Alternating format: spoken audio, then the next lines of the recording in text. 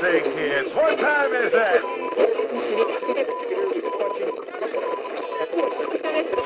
We're recording this because we're too chicken to stream. Been quite a while. It's been a while. Yeah, I don't even know if I remember how to use all the streaming features anymore. Yeah. One of these days we'll do it. I know Six is probably watching this right now going, come on, you chickens. Because she likes to give it to us in the chat. Yeah, she probably would be. Yeah. She probably would. So, we have decided to get together to talk about Picard. Star Picard. Season 3. Or AKA Next Generation. Yeah. So, quickly, I think we can both say, I mean, let me ask you, Picard's seasons 1 and 2, how far, if at all, did you get in those 2 seasons? I know I didn't finish either one of them. I've only watched like maybe the first couple episodes and of each one, and I'd probably be like just dipping in and out like at certain areas, so it's like hard to make sense of. As a matter of fact, I was just gonna say like, well, I'm probably gonna get ahead of it because there's something that happened in season 2 with that's like, why are they bringing this up in season 3? Do things that happen in season 3 kind of like erase a bunch of things that happen in 1 and 2? It's like there's a couple things on there. So, but again, it's hard to remember it because I didn't watch a lot of it. Right. Well, you watched more than I did. Okay. I gave season 1 a shot. I gave it a fair shot. I got 4 episodes in. In fact, I didn't even finish the 4th episode. I turned it off and canceled Paramount Plus in the middle of the episode. I'd had enough. It was clearly garbage, and I could not stand to watch them deconstruct Jean-Luc Picard anymore. Yeah. I mean, he was just a doddering old fool, apologizing to everybody for existing. And for a guy who, it's funny because we have to, all right, let's take a step back for a second and separate Secret Hideout Star Trek from like Rick Berman's Star Trek. Okay. Yeah. Okay, because like Rick Berman's Star Trek revered the past, and they paid enormous amounts of respect to the past with Captain Kirk, and they brought Scotty on the Next Generation, and they had, McCoy. Like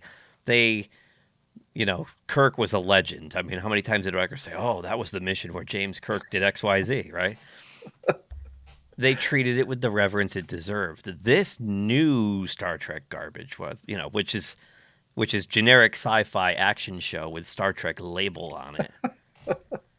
It decides that, let's take Jean-Luc Picard, one of the most accomplished men in Starfleet, and reduce him to a laughingstock.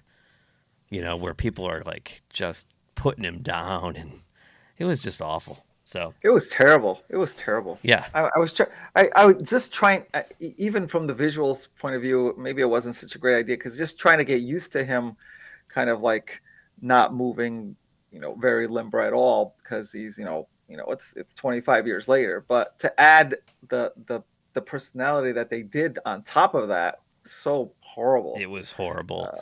And I think where I really got upset and started to tune out was when the first time he goes to Raffi's trailer there in that 3rd episode or whatever it was, and she starts going on about like systemic racism and income inequality, and I'm like, hold it. Does anybody know anything about Star Trek? There's no money in the 24th century. Yeah, it was just, she lives in the trailer and he lives in the big mansion on the vineyard, and it's like, oh my gosh, we got the class warfare going. We got all these modern day social issues, and I'm like, this is not Star Trek at all. And what Star Trek used to address those things, but they used to do it cleverly using aliens and different, they'd go to different planets that were suffering from these things and gave you something to think about. Yeah, they didn't clobber you over the head like this. So anyway, let's flash forward. Season 3. Season 3 got the Enterprise Season 4 treatment. where with the show Enterprise, Star Trek Enterprise, Right, which was right. the final Rick Berman show. Star Trek at that point had been like oversaturated and burned out. It flamed out. And they decided to hand season 4 to Manny Coto. They were being canceled, and they said, just do whatever you want. And he put out the best season of that show. Gee, we should have done this from the beginning. Right. And this is a very similar situation. So in this situation, all the hacks that have been running Star Trek, Akiva Goldsman, Michelle Paradise, and our favorite hack of all time, Alex Kurtzman, decide we're going to put our energies into something else. Hey, Terry Matalas, you know a little bit about Star Trek, right? Show's yours. This is the last season. Do whatever the hell you want. And Terry Matalas goes, I'm a huge nerd fanboy. And starts calling up the cast of The Next Generation. Let's get the band back together, right? Yeah, that was the first smart move. Yeah, right. Again, going to what you just said. Maybe if we did this from the beginning. So that's where the genesis of this whole thing happens. And then in the run-up to this, certain people we know, other YouTubers, who shall remain nameless, Robert Meyer Burnett, got to see it in advance and started just going like, oh my God, the Inglorious Treksperts have been gushing over this. Star Trek is back. This is the greatest thing ever. So my hopes were high. So were mine, especially when it continued on with other YouTubers that I even trusted even more. Gary Beekler. Yep. Dave Cullen. Yeah, somehow Gary got to watch the whole thing ahead of time too. So yeah, they were floating it out there to certain influencers who had large followings. What's weird is Red Letter Media did not. Red Letter Media had to watch it like we did. I just got done watching their final review as well. So anyway, let's start there. I don't want to go episode by episode and go through the whole storyline, but let's just start with, we have to start at the very beginning. The tone. The tone of the show. Did you notice a difference? I remember back when the first episode came out and we went back and forth. It was, how you mentioned it first, and because I hadn't seen it before you, and how it was just started off as really, really dark, just like we've gotten used to with Discovery and a bunch of other shit that we've seen the last 10 years. And it was like, wait, is this the same one that these Star Trek fans have been talking about? It seems like a lot of the same as we've been watching. So obviously it had a lot of, you started seeing next gen cast coming little by little and adding up to it. That was certainly different. But the tone was very dark at the beginning of this. I got scared right off the bat when I saw Picard at the vineyard at the chateau with this Romulan. Oh yeah, I skipped over it. Yeah. Live-in whatever arrangement they have, and then actually it starts with Beverly just like. That's what I was. Yeah. Okay. Just shooting these random aliens like she's a doctor, and she's just ruthlessly just. With a phaser rifle, a pump action phaser rifle, by the way. Yeah, and it wasn't even self-defense when she was doing that. She had already they knocked them down, or kind of insinuated it was, but still, she's a doctor. Her whole life has been dedicated to preserving life. And if you go back and watch the Next Generation, think of was it Iborg, the one with Hugh when they first find Hugh? Yep. Like Picard wants to put him down, and Beverly won't do it, right? She's like, no, he's a living being, and we deserve to help him, right? Now we have her just mowing down aliens. Yeah. That's right off the bat. I had a bad taste right there. I was like, oh, come on, here we go again, right? Yeah. I first thought it was, wow, it's been a really long time for Beverly. She's really gone through a lot of crap for this. Yeah, and then it goes to Picard at the chat with. I'm like, oh no, we're back to this again. Here we go again. So yeah, it started off a little slow for me. And then we get Raffi, and she's on. It looks like Coruscant. The planet Metalis Prime. Oh, by the way, the guy names a planet after himself. Yeah, Actually, a got a whole little too. system. Yeah, yeah. So all these things are adding up to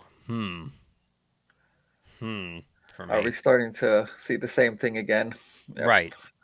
But I didn't want to make a snap judgment. I did do a review of that first episode, and I sprinkled in some funny movie clips. Like, what the hell? It's really thin, Riggs.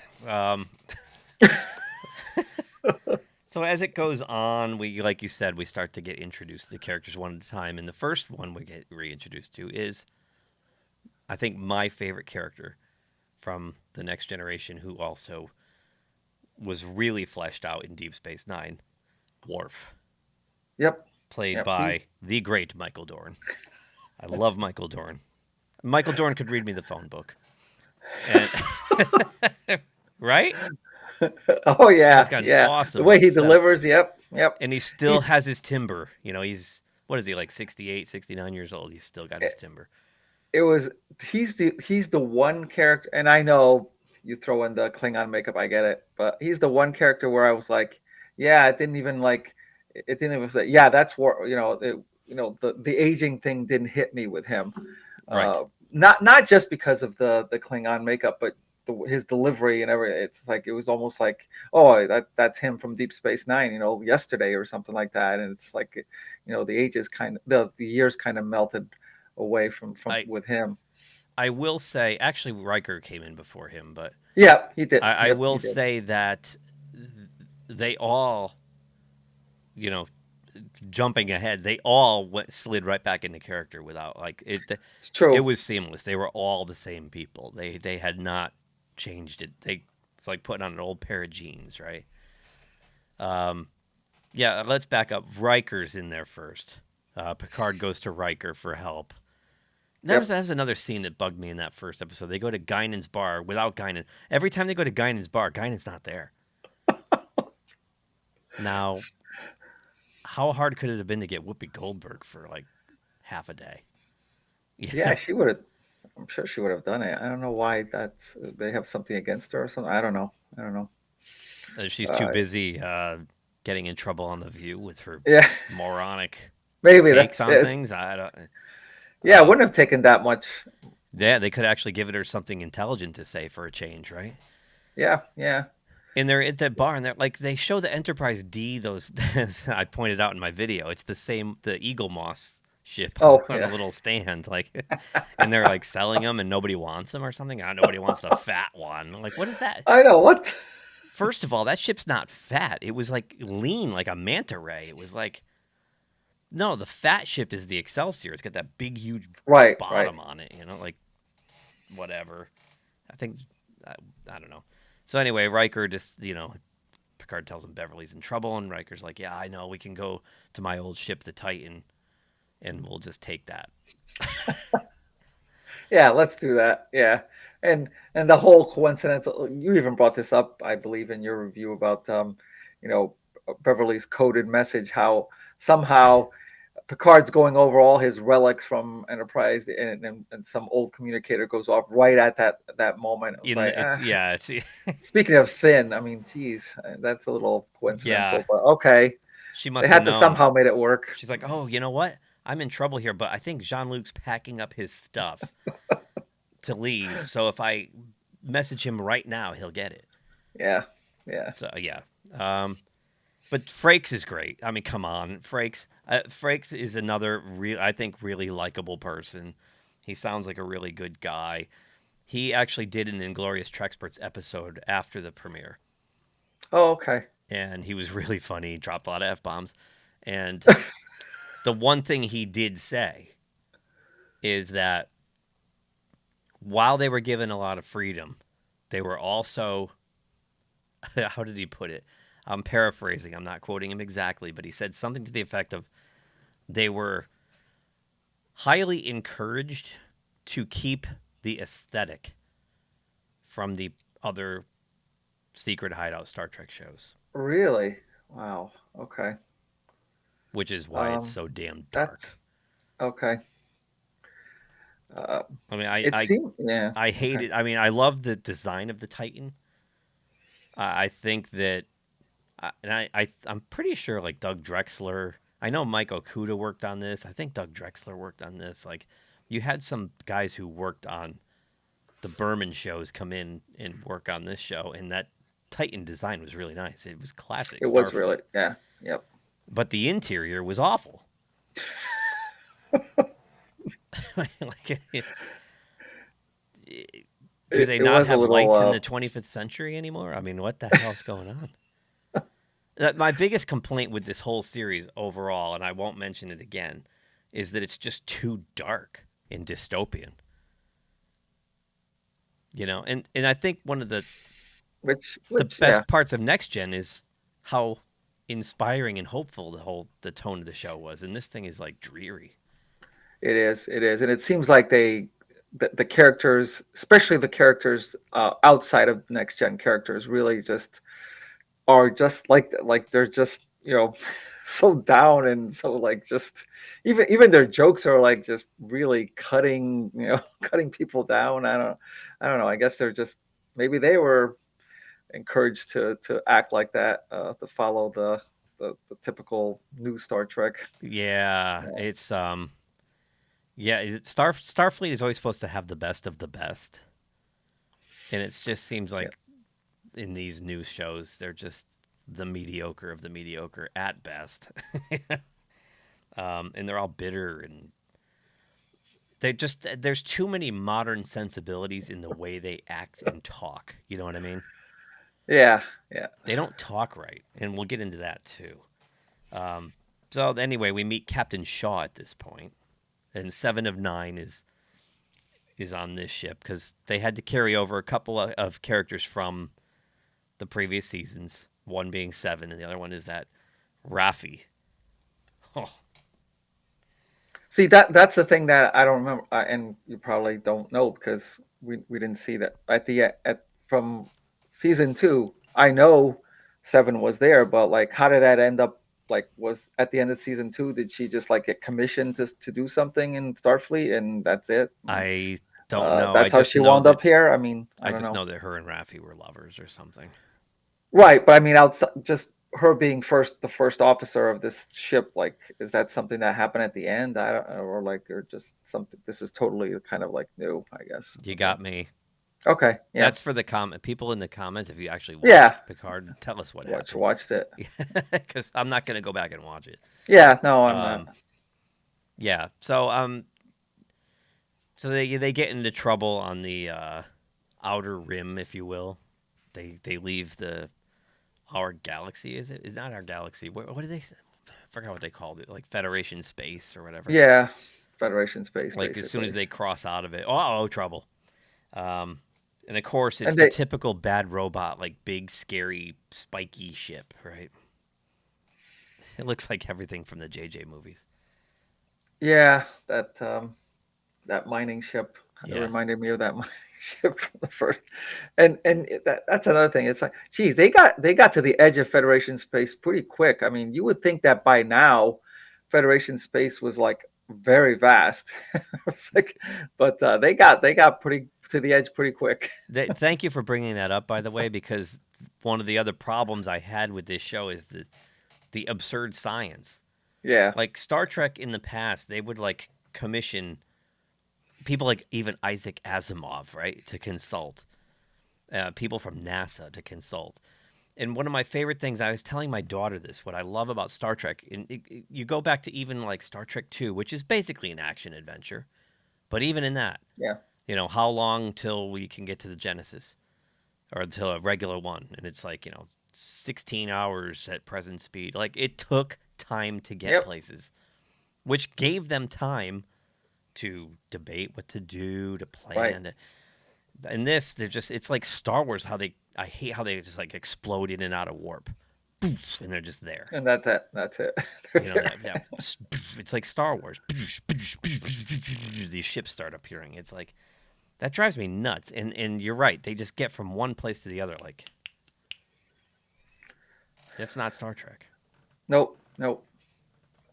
And you brought up a good point where it's like while they're traveling, there's something they discuss what's going on, what the strategy is going to. But with this new Trek, I guess, and it's like it's whatever's convenient to whoever's directing or writing. It's like, okay, no, we want to be there now, so let's. And then there's other times where it's like you're just hanging around doing nothing because you need that time to to figure out what just happened. It's like, so it's all discombobulated. It doesn't really flow. And I think you just hit an important point that I was going to get to at some point in this. I think my overall criticism of this season is that it's very uneven. It's very uneven. Very uneven. And I saw a lot of things that I saw, unfortunately, with the Orville this season. I see in spades with Mandalorian, especially in season 3. Oh my God! In this, there's a lot of filler. There's a lot of pointless filler just to fill out. We're gonna do 10. This is a story they could have told in probably 4. For sure, yeah. I mean, just to give the adequate fan service, I was going to say 6, but yeah, you probably could have told the story in 4.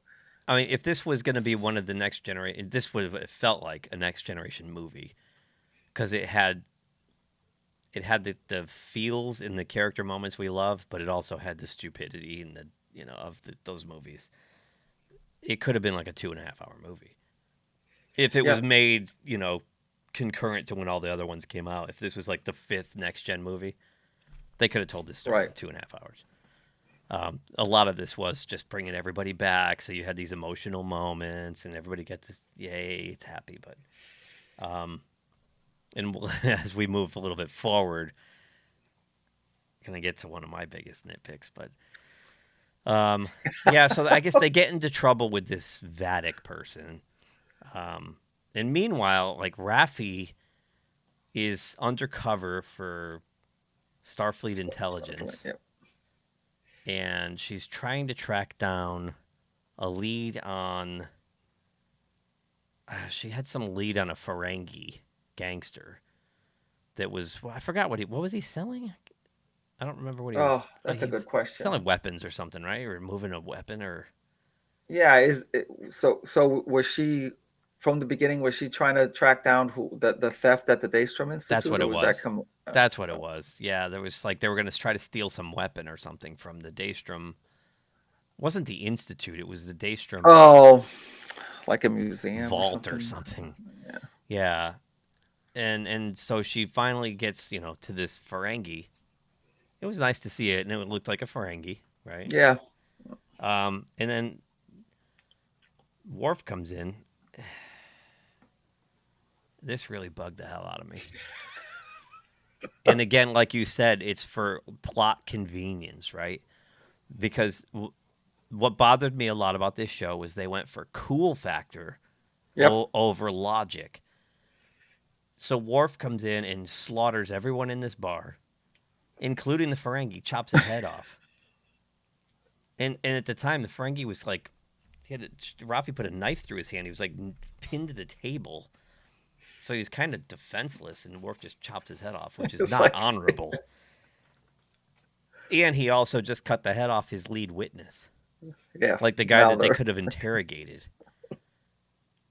And you find out Worf was her boss. He was the one sending her on this. He was the handler, yeah. So that made no sense. That bugged the hell out of me. And then he has the nerve, like in the next episode, like, I've chosen pacifism over aggression. You just cut the head off and slaughtered everybody in a bar. What are you talking about? Like, it's like that's the kind of writing, the sloppiness that bugged me through the whole 10 episodes. It was like this contradictory, sloppy, like, did you just listen to is anybody proofreading this stuff? Yeah, he has that great, like you said, the coolness factor. He has that great entrance. And of course, Worf is known to be a Klingon warriors. They violence. And then sometime afterwards of that same storyline, it's like, oh, I've been, was it some type of meditation? Like, yeah, he was doing like Zen aerobics or whatever. We're led to believe that he did this big self-improvement over not being violent. Well, what just happened? And I Right. know they explained it because you know he was trying to save her life. She was in trouble and stuff like that. But as you said, it didn't have to be like a total overkill. How many episodes of Star Trek have we watched with Worf in them? Oh, Probably God. 300 or 400, like Uh, 300, right? Like because of DS9, yep. he did 176 next gens, and then half the DS9s is another 100, probably, right? So, and then the Probably movies, 300, I would say. Yeah. close to 300. Worf, he'd lose his mind sometimes. He did try to shoot the view screen in the pilot with a Oh yeah. phaser, but that was before he was a fleshed out character. Yeah. Um, he knows better than to do that. That was just for cool entrance. That was just for like Yep. people to go, That was oh it. yeah, Worf, check it out, man. But it doesn't make sense in the grand scheme of your story. So that bugged me. Um, it also bugged me too that there was a little bit of that disrespect for Picard and Riker with Shaw. Oh. Yeah. And they used the Cisco thing again with I was at Wolf 359. You were slaughtering Starfleet people. Like, but he wasn't. Like, it wasn't Picard doing that. He was Locutus, and he wasn't. Right. He didn't do that on purpose. Like, And that, yeah. it bugs me that people. I get why Cisco had the problem because his wife was killed, but Cisco also got over it as soon as Picard said, either do the job or we'll find somebody who will. And it was kind of And, like, oh, okay, you know. and we get that. We get that from one, and like you don't have to keep bringing it up over and over. Like the Cisco one was perfect because you actually show, don't tell. Like you actually show him going through that. Right. His wife's death, the attack, and so you could see why. But with Shaw was all like we're just telling the whole story, and it's like you have to use your imagination of what happened, and like you said, it's a repetition of all right, we got it the first time that people are going who died at that battle are gonna blame him. I get it, but we don't have to keep bringing it up over and over And again. 35 years Uh, later, like yeah. it's a little. At least like in Cisco's case, the wounds were fresh. Yeah, You he know, still hadn't gotten back to being it had fluent. been like months since he lost his wife and was He, assigned to he this lost himself in hellhole. the shipyards, and he just Right. didn't want to come back to duty, and yeah. Yeah, and now he's assigned to this hellhole at the edge of nowhere, a Cardassian space station that he's got to, you know, be the peacekeeper between the Bajorans and the Cardassians and everybody who's on there. It also seemed kind of petty that Shaw was using that to try to put a bigger wedge between Jack and like here's Picard trying to reach out to a person, his son that he never knew even existed, and then Shaw comes in just trying to make it even worse for him by like it's like what it's like wow, that's pretty petty. Yeah, yeah. I mean, they wrote Shaw like the high school bully, and Shaw had a lot of potential because there was upsides to how they wrote Shaw. He was almost, and they use this comparison on the Treksperts a little bit. He was almost like Ronnie Cox's character. What was his name? Jellicoe, when he came in on Chain of Command, replaced Yep, Picard. yep. Kind of had that hard ass, old school way of doing things.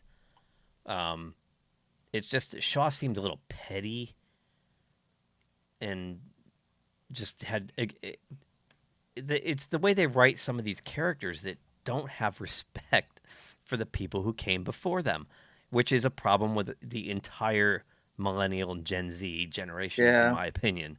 They have so lack of respect for their elders. My generation, I grew up always respect your elders, and there's wisdom to be gained from them, and these young kids just like, okay, boomer, because they're smarter than everybody, even though they're a bunch of dumbasses. And you get that kind of sense of a lot of these original characters that they're writing in the new Trek. It goes back Yep. to that first Picard season 1 when he goes to the Admiral, even though she's older than him. She shits all over him. Yep, yep. Yeah, Shaw did that before he even got to the Borg connection. He was like right at the beginning. He was like, "Yeah, we know you almost destroyed the universe 3 or 4 times in your Right. escapades," and it was like, "What the? you know the details. You should know the details of that. That's like they had no choice but to do that to save people. Like, wow. Right. And Were they, we watching the same thing? I couldn't believe they were talking about like Picard and Riker with like, oh, you flagrantly buck the rules whenever it suits you, and I'm like, wait a minute, they say that about Kirk, and it's like, Yeah. Picard, that guy was like by the book, He man. was really by the book. Yeah. Yeah. I mean, if you want to talk about people who break the rules, let's talk about Benjamin Sisko. It's a fake. Benjamin Sisko is, I love Sisko. I think he's like everything that's great about Kirk and everything that's great about Picard mixed into one guy. He is a combination of the two. Yeah, Yeah. he really is. And I love characters like that have a lot of gray areas. Picard never really had those. Picard's gray areas were inflicted upon him by the Borg, by the Cardassians. The Inner Light, where he spends a whole lifetime in this weird reality and kind of taints him a little bit. But other than that, Picard's a stoic, by the book. The guy's he's a boxing captain. So this whole idea that he's some kind of like renegade rebel is like, yep.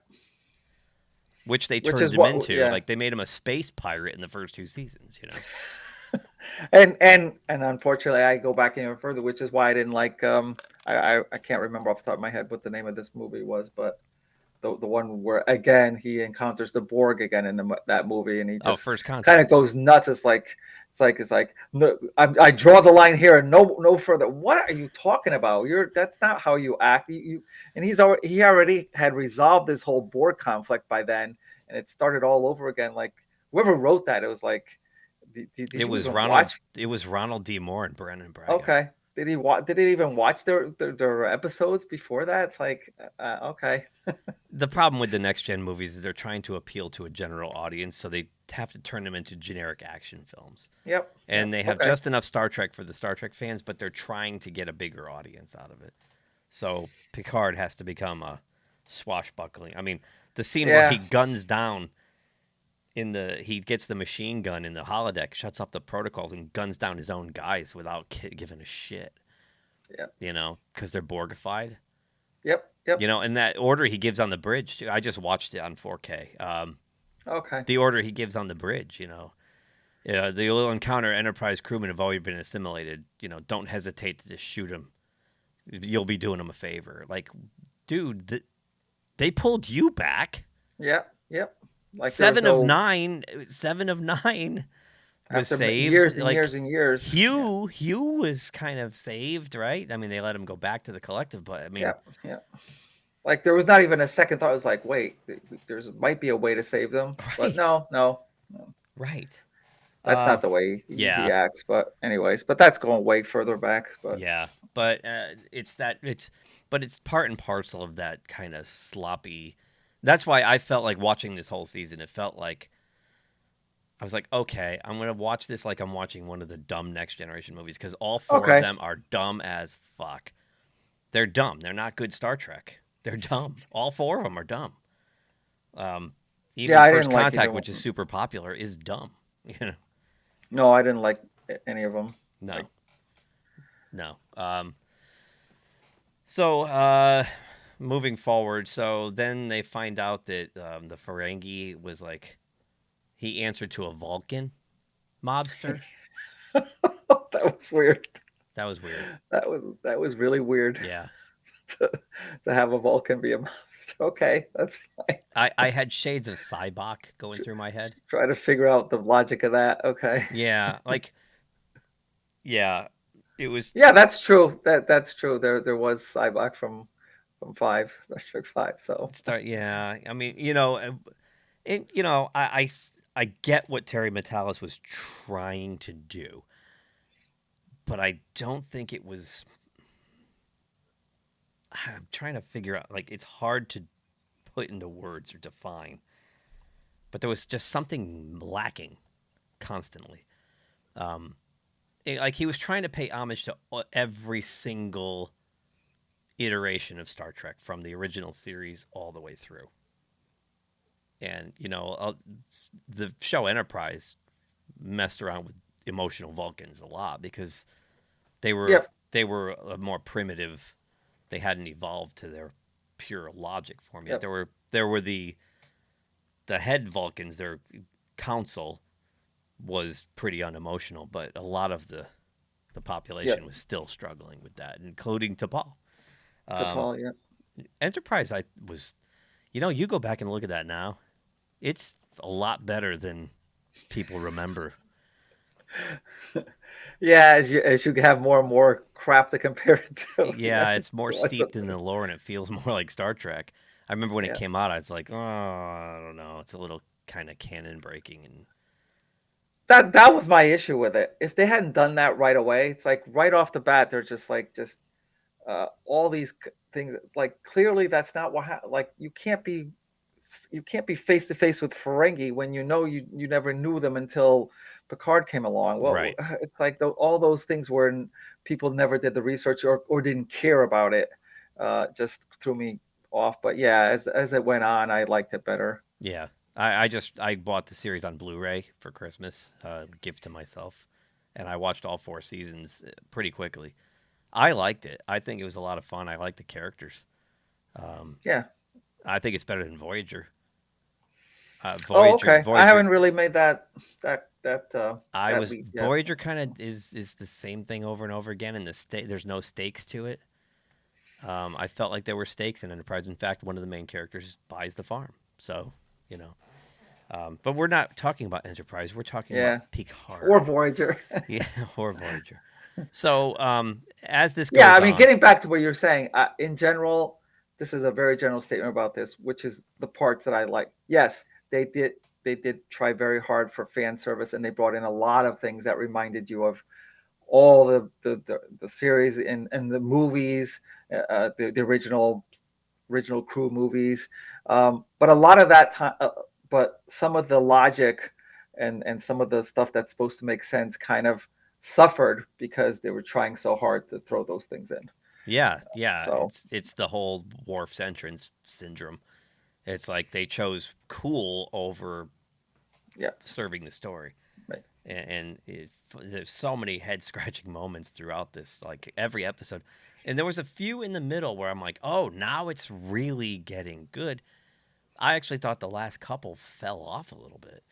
Um, but we're getting ahead again. So we find out during this time that Jack is Picard's son, and Kind Beverly. of obvious. It's the Yes. Carol Marcus, David Marcus, Captain Yep. Kirk thing, Right from Star Trek 2. Yep. right from Star Trek Two. Which at the very beginning too, they're in this nebula with the big bad, and it's like, oh, there's Star Trek Two. It just there's like Yeah, little.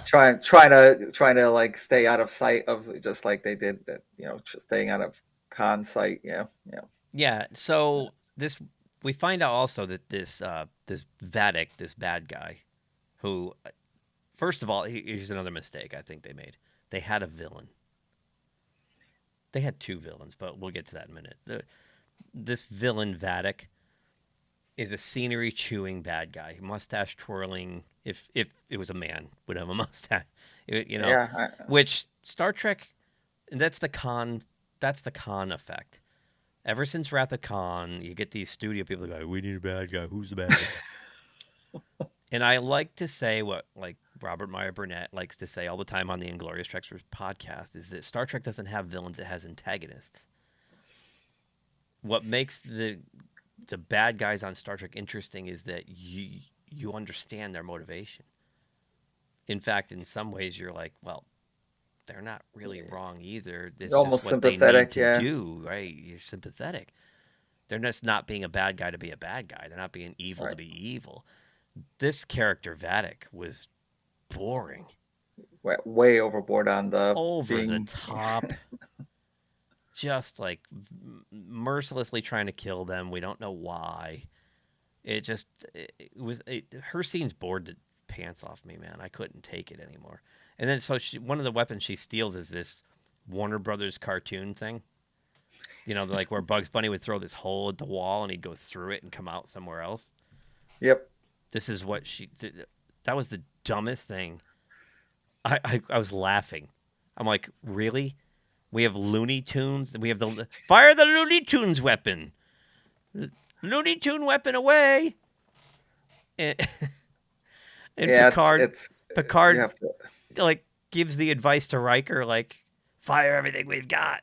And he fires all the torpedoes and they through the Looney Tunes thing and it comes out the other And side. then you get pummeled. They Yeah, hit themselves. I was dying laughing. Like that was. this I is was just so like, huh? dumb. It was. It was. I don't know. And that led to one of my a moment I absolutely loathe is the way Riker treated Picard. Yeah, Get that off was. my bridge, you son of a bitch! Like, what? What?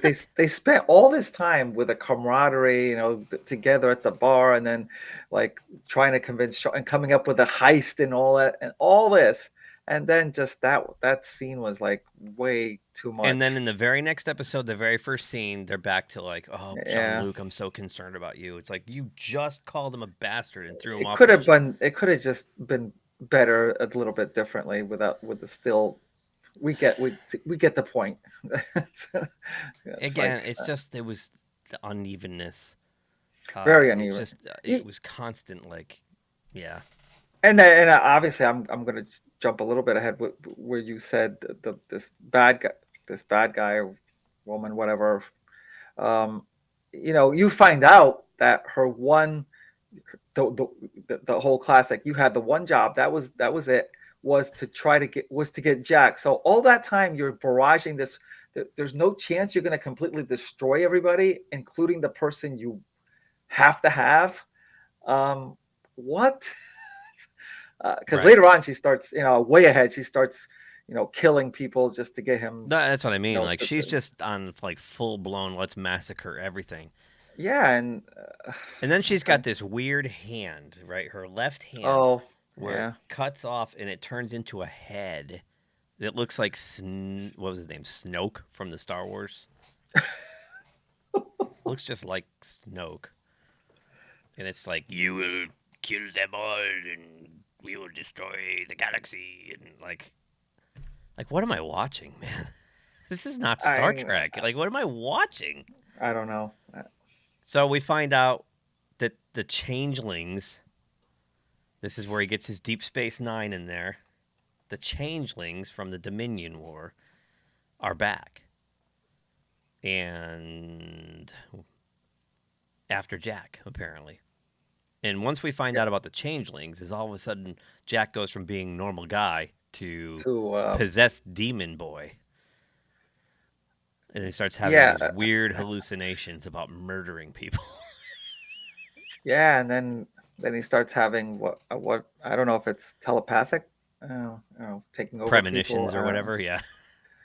Uh, all sorts of things, and he's suddenly like a master at hand-to-hand combat as well, and all this stuff that uh, he's totally changed from from just this kind of like introduction of him.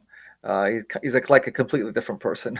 Yeah, he goes from like he's curious about his role in all of this, and he's Yeah, curious about whether, he's going to even have a relationship with Picard once this whole news hits the fan. And then he goes to like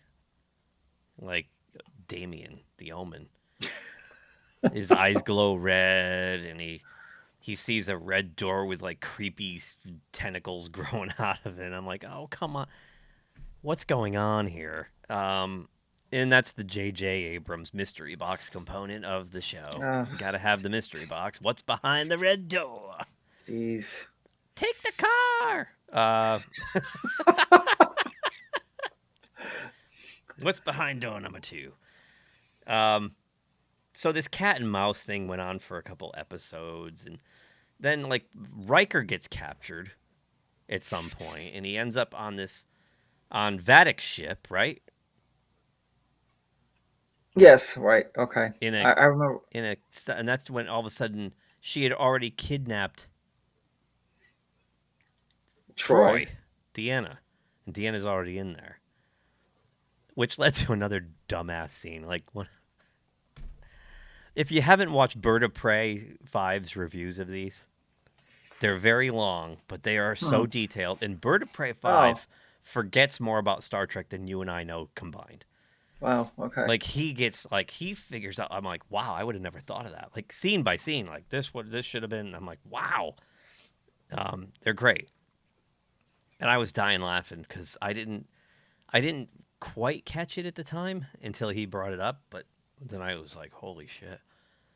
She's like treating his wounds with no medical kit, no bandages, no. Yeah. She's like, sit still while I tend to your wound. With what? With what? Yeah. Well, for Like, empathic powers, I don't know. Uh, but again, like that's just like that's that's sloppy. dialogue for dialogue's sake, right? This, It's like, oh, they're trapped in a cage. Let's have her say this stuff about treating his wounds. But like, there's the situation like doesn't work with the dialogue. There's nothing there for her to use. Like she didn't even like tear the sleeve off her and use it as a tourniquet. Nothing. It was stupid. And this at the same time, I guess, like so everybody from Vadic ship went over to the Titan, right? They decide they're gonna take over the Titan. They figure out a way, which this is another stupid thing, and you know DS9 better than I do, and I love DS9. Where Beverly starts going on about how the changelings are evolved and they've figured out how to simulate organs. They've never been able to do that before. They could do that on Deep Space Nine. They how could do that on Deep Space Nine. I mean, Odo. Okay, yeah, they already had established that, like how they could uh, kind of come close to, Close could enough. fool like Right. Remember they put like four you of them know, on Earth and like took over the yeah, whole. Yeah. and if you examine them, you would see all the organs there, and Right. it's like, yeah, that's okay, But in this dumb yeah, show, they insinuate that they're just made of goo. Like if you poked a hole in them, just goo would ooze out. that's that's really which brings up the other thing where Shaw sends Seven hunting changeling hunting, and it's like, so she's just trying to find a bucket. So every single changeling has a bucket somewhere. That's how you're gonna find. That's how you'll find the changeling. That was really weird. That's like she was trying to go into a quarters to find a bucket to Buckets. go Right. into, Yeah, that's right. but you didn't have to. That's not what they had to do. I mean, I know they have to regenerate, but not necessarily in that container. I don't know. It was kind of weird the way. It was great that she was like kind of has a secret mission she has to find, but that's how you try to find them. I don't know. Yeah. And, Yeah, this whole idea that they found a way to get around the security protocols on the transporter because they've figured out how to simulate human organs. They were that doing was that 35 years ago.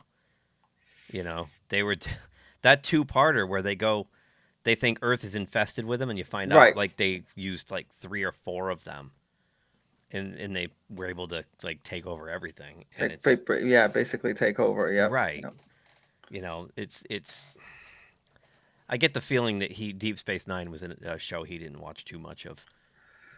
Um, Yeah, it was just he was just trying to use that one concept and didn't mhm. really do the research. And again, the main thing behind this is to try to give as much fan service there is, but like not really do much with the main story. Right. Right. So one of the things we forgot to mention is that Geordie LaForge's daughter is the helmsman Yep. or the navigator, and that reeked of generations, didn't it? With the when they get on when Picard and Well, they Riker get on there and they're like, "Oh, this is Geordie's daughter." It was just like when Chekhov introduced Kirk to Sulu's daughter in Generation. It's like the same Yep. Yep. scene. There's a lot of that going on. Yep. Yeah, Yep. and God. But then they decide after they get back to Federation space to to go recruit Geordie, get Geordie's help now. And Geordie comes aboard with his other daughter, and then we find out they have an estranged relationship. There's like, what's the girl? Sydney's the one on the ship, Sydney. right? Yep. Yep. And then his other daughter's name is That I oh, I don't know. forgot. I'm drawing a blank. Anyway, they sort of get along, but Geordie and Sydney do not get along. They haven't spoken in years. And is like the only thing I got out of that was, and maybe there's something more to it, was that just because she wants to be someone other than an engineer, so that's why they have Thank this rift you. because Dumb. Cue that's more it. dumb dialogue, right? That The scene where what? she's telling Seven like, "Oh, my father was an engineer. I wanted to be a helmsman, and he didn't want me to." He started that way. Yeah, He he did season start one, that he's way. driving the ship. Remember that was the joke. The blind guy drives the ship. Yeah, but we just just a common sense. Regardless of that, that's a reason to have this big rift. It's like just because your kid wants to do something different, that's like what? It's pretty That's not a stupid because in the last episode they have the cook on the bridge, right? And he's like, "I'm just a cook. I don't." He goes, "But I did take navigation 101 or whatever he says, right?" Like, so they all have to take how to drive a ship when they're in the yes. academy, whether you end up being a Yeah, helmsman or yeah, of not, right? course. You all have to take. So, like, what's the problem here? Like, so she liked that better than engineering, and now Jordy won't Right. talk to her So anymore? what? That doesn't sound too evolved, Mister LaForge. And here's my Nope. other question: why is Jordy like the curator of a spaceship museum when he's like top engineer? I mean, Like, I could you just see took that as Scotty that's running a what. museum? Yeah, No. I mean, you're right. He should be at the cutting edge of things, but I just took that as that's what he chose to like at this point. Retire. Yeah. That's what he wanted to do. He wanted to take care of all the classic ships and stuff like that. That's the way I took at it. But yeah, you would think he'd be like on the innovative side of things, because he's so good. But yeah, Yeah, you think he'd be like designing future tech at Starfleet yeah, headquarters or something, not like out in the middle of nowhere with a bunch of broken down old ships. But that's where we get the biggest member berry scene. Like, and it was kind of cool, but at the same time, it was like this scene was thrown in here just to evoke an emotional response from the viewing audience, like because we got to see like the HMS Bounty, Bird of Prey, oh yeah, the original of Enterprise course, A, the like all that original stuff, right? And it's Voyager. Voyager Uh, and the Defiant, and it's the, like, oh, right, the Defiance. Even that's the and it one was that. even the way it was constructed, where Seven's going through the thing, like, oh, how about this? Like she's like quizzing them. Do you know what that one is? Do you know what that one is? Do you know what that one is? And it's like, oh, Yeah, that was definitely like that served another. zero purpose to the plot, but it got everybody going. Whoa, But I remember yeah, that. I remember that. yeah. Which, by the way, Mr. Metalis, while we're on the subject, has been blocking people on Twitter who've criticized his TV show. And one of his most absurd tweets was like, "I'm tired of people saying this is full of member berries. That means they watched South Park and learned a new word." What? No, we watched South Park, and South Park geniusly found a word that basically is nostalgia prey, right? You're preying on nostalgia. Yeah. And so it's called, they labeled it member berries, but it's this, whatever you want to call it, that's what it is. I mean, it just, I Why have a don't you just? problem I with, mean, why don't you just admit it? That's what just this admit it. this whole season was just all That's for all that. it That was. I I mean, mean, and that's fine for it to be that way. I mean, you want to give a gift to, I appreciated a lot of it. so did I, but I Certainly, wish it served the story better. yeah, Like, definitely. because it was, again, with the unevenness where they would have scenes like, I rode Just this throw it roller in there, coaster of yeah, emotion where I'd be like, "Oh, that was great," and then the next scene is the dumbest thing ever, and it was so uneven. And then you had a yeah. scene like that, which is like, that's just pandering to our emotions. I mean, that was dumb, dumb. Um, so yeah, and we also had the scene like, is that the episode where Tuvok is at the beginning, Oh, that's or was right. that The the way, next one? When you find out like no, Tuvok was a changeling. yeah, because that's when they find out that they have, or they're trying to find out where Riker is, I think. Yeah, yeah, yeah. Uh, That's right. and yeah, Tuvok, and then that whole little interplay about figuring out if it's really him or it's a changeling from Seven of Nine. Okay. uh, okay. Yeah, it was all right. Now, so I mean, it's like it's another one where it's like she kind of falls for it to come up with a dramatic thing, and then she figures it out. Like, why wouldn't you just do that from the beginning, or where she just hit with emotions right away and then had to think about it? I don't know. maybe Tim Russ's contract stated that he needed X amount of screen time, so they had to drag it out a little bit. Maybe. He's like, I'm not coming back for one line. You got to give me something to do here. And okay. Was it me? Because he does show up at the end as actual. Yes, he does. Actual Tuvok, but his ears didn't look right. Is it because he's bald now? Like he's got maybe hair? That's what it is. Or it's gray hair. I don't know, but his ears looked like they were going straight out instead of. You know what I mean? He didn't look right. I know he's lost some weight. He's older now. Yep. And it was nice to see him. I love Tuvok. But okay. I kept waiting for Cisco to show up. Anyway, moving ahead. That would have been really. I mean, they would have gotten me there. Yeah. that. So they. Meanwhile, like Worf and Raffi are in. That's where Riker got captured. We forgot this whole thing where they go to the Dyson, whatever it is. Institute of Storage of Weird Shit, and they go in there and then vault. That's what you said. You said like vault. A vault. Yeah. And this is where the big secret, whatever thing that they think Vadic's after is in there, right? Yep. And they go in there and there's like Kirk's corpse. Yeah, that was wow. What made him do that choice? How about the Genesis torpedo? And then the Genesis, yep. The Genesis 2 torpedo. So yeah, I mean, this vault was perfect for this whole thing because you could have put literally anything that went back to any episode, any series.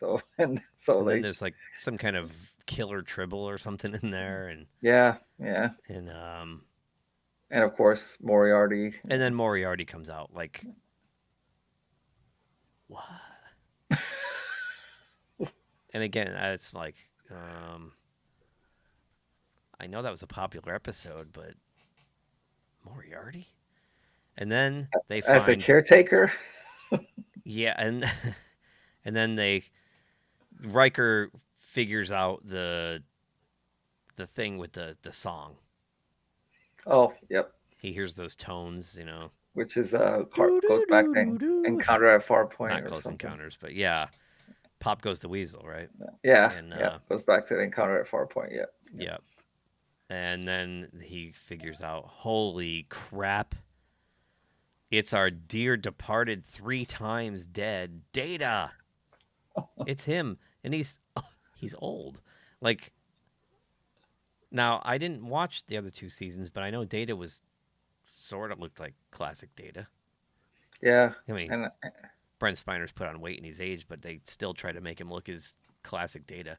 Now, with deepfake technology and the de-aging process where it's at these days, why didn't they just de-age him? I mean, he's an android. It really bugged me that like they have this thing with Dr. Soong going, I've made the perfect Data because I made him an old man. Like, and he's half lore and half Data. And he's old like me. He's perfect now. And then right next to him is the Data, the classic Data head. Why did they just de-age Brent Spiner? I don't know. I think they also it was like a multiple personality Data. They had like D4 in there and in lore. Maybe a Lal too. I don't know if she was in there too. Oh yeah, and Soong, like everything. Soong, yeah. But then when they bring him to the ship and Geordi's there, like working on him, like they have to they need Data they're locked in the ship, right? The command codes got taken over or whatever, and they need to get the ship back, and they need Data can do that. But he has to fight Lore first in his brain. Yeah, to take over the body. I don't know. Did you notice too what they did with the colors? No, I must have like watched it real quick. No, I Well, didn't. Lore's the bad one, so they made him Oh, red, like the yeah. party they don't like, and they made Data the good guy Oh, jeez, blue, like that the flew party right they by do me. like, Wow. and they said the blue just went and killed all the Oh, red. wow. Jeez. Couldn't just have one thing where you didn't have to bring that shit into it. Sorry. Wow. Maybe I No, read not not maybe not you, not you specifically. Them. no, It's like maybe I just read too deep into it, but that's the first thing I thought of. wow. Gosh. Yeah. So anyway, good Data wins and he's happy times and they get the ship back. Right. I'm just again, audience, like we watched this once, so Yeah. you know, It's it's some of these episodes are months ago. Um anyway, everybody's reunited. And the one scene I really, really loved is when Picard gets them all in the conference room, oh that was what that the was good. observation room, and they sit down and he says, "It's been a long time since we've all sat around this table." And Riker's like, "Yeah, too long." And like that was That was classic really right there. I was like, "Yes, this feels right."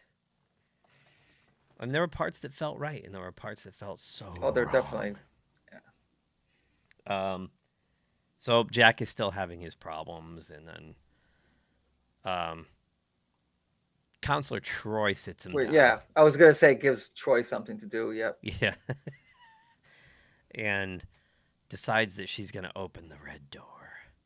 Now, let me ask you, be honest with me. What since they built up to this door for like 3 episodes, right? We're going to find out what's behind this door. In fact, they dragged it out so long. I thought the previous episode they were going to open that door and they didn't do it. Like they waited as long as they could to open this door to reveal what was in there. Did you what did you think was in there? Did you suspect what was in there? Oh, first, I'm gonna say that's kind of one of the my negatives about this, that it took so long. It's like every single episode it was like Vatic saying, Jack, you're something different. You're not who you think you are. You serve a purpose. Every episode you get something that he is something more than what he really, than just Picard's son. And they took it like, why did you have to go all those episodes? And of course they had to drag it out because they determined they want to make 10 episodes. So wow, that The dragged on yeah, forever. repetitive dialogue, like And really I repetitive dialogue. I guess maybe I didn't really spend a lot of time thinking about it. I mean, I certainly didn't think anything about Borg or anything like that. I thought it was going to be something related to the changelings. To be honest, I don't know. I didn't really have any like really great insight into what that might be. I'm glad you said it that way too. I thought it would have something to do with the changelings, which means what was behind the door had nothing to do with the changelings. And we spent 8 Yeah, episodes with the changelings. Um, and I thought that was kind of cool that they brought a mystery that with the changelings in it, and but that just got dropped like it's like what somehow whatever. I had a feeling. I got the Okay, feeling the episode before that it was going to be this stupid Borg again. yeah, Because that's the go-to, like that's the okay. lazy go-to. You know what I mean? It's just like it's not that I dislike the Borg. It's just that they've used them so much, and they've and I'm not the only. I'm not going to take credit for this observation, but the more times they beat the Borg, the less dangerous the Borg is, right? Well, didn't they just make them kind of like uh, again, I didn't watch this, so maybe people can tell me exactly what happened. But it wasn't season two. They made a city out of, like, people were taking over a cube and they were just kind of living there, like having some kind of That was in normal. season one. Oh, I'm Yeah, sorry, it was season that's one. when they ripped like Icheb's eyeball out, and And like, I was like, yeah. so I'm like, at that point, that's why I didn't think it had anything to do with the Borg behind the red door, Well, because I it was think like in that's season two, that annoying like that girl, the Allison Pill, the actress. Oh, Doesn't she like okay. become some kind of hybrid Borg queen? I think at the end of Yeah, season yeah. 2. Okay. All right. So they're like half human Borg. I don't know what it is. But then Beverly's like, "Oh, the Borg. We haven't seen them in 10 years." No, it's been like 10 months actually. But yeah, to your point, it's like, you got the best of both worlds effect, and everybody's always trying to get that effect. You're never going to get that effect no matter what you do. Voyager, I know they were in the Delta Quadrant, so they had quite a few run-ins. Obviously you had Seven become a member, so it's like, why do you have to coming back to that? But okay. Yeah. Um, and it's funny too because the prior episode, Deanna goes to the door and then she's like, "Ah!" and like runs away. Yep. And then they redo that whole scene again in the Yep. the beginning of the next episode. I'm like, they already did like. Okay, take my happy pills and just go with it. So I'm getting kind of lost in all this too. Was Shaw? Shaw was already killed too, right? No, he wasn't. Well, Now we no. find out like, oh, there was that scene too where Vatic has it's the Star Trek 3 scene, the Krug scene. Oh, Like, yes. Yep. That's I'm gonna another one. execute every one of these people unless you give me what For I every, want, yeah. right? Yep. And just blows that little Vulcan girl. Yeah. Like disintegrates. That was awful. But that was the scene before that. Like during that scene, Jack like possesses somebody. Yep. To Takes try to over their... disconnect give the command codes back to the. And then Vatic figures it out and then shoots the. Now, how did Vatic like know? Like, Yeah. Vatic's not a Borg that we I don't know. know how they figured it out. I don't know how she figured it out. I was like, what? Okay.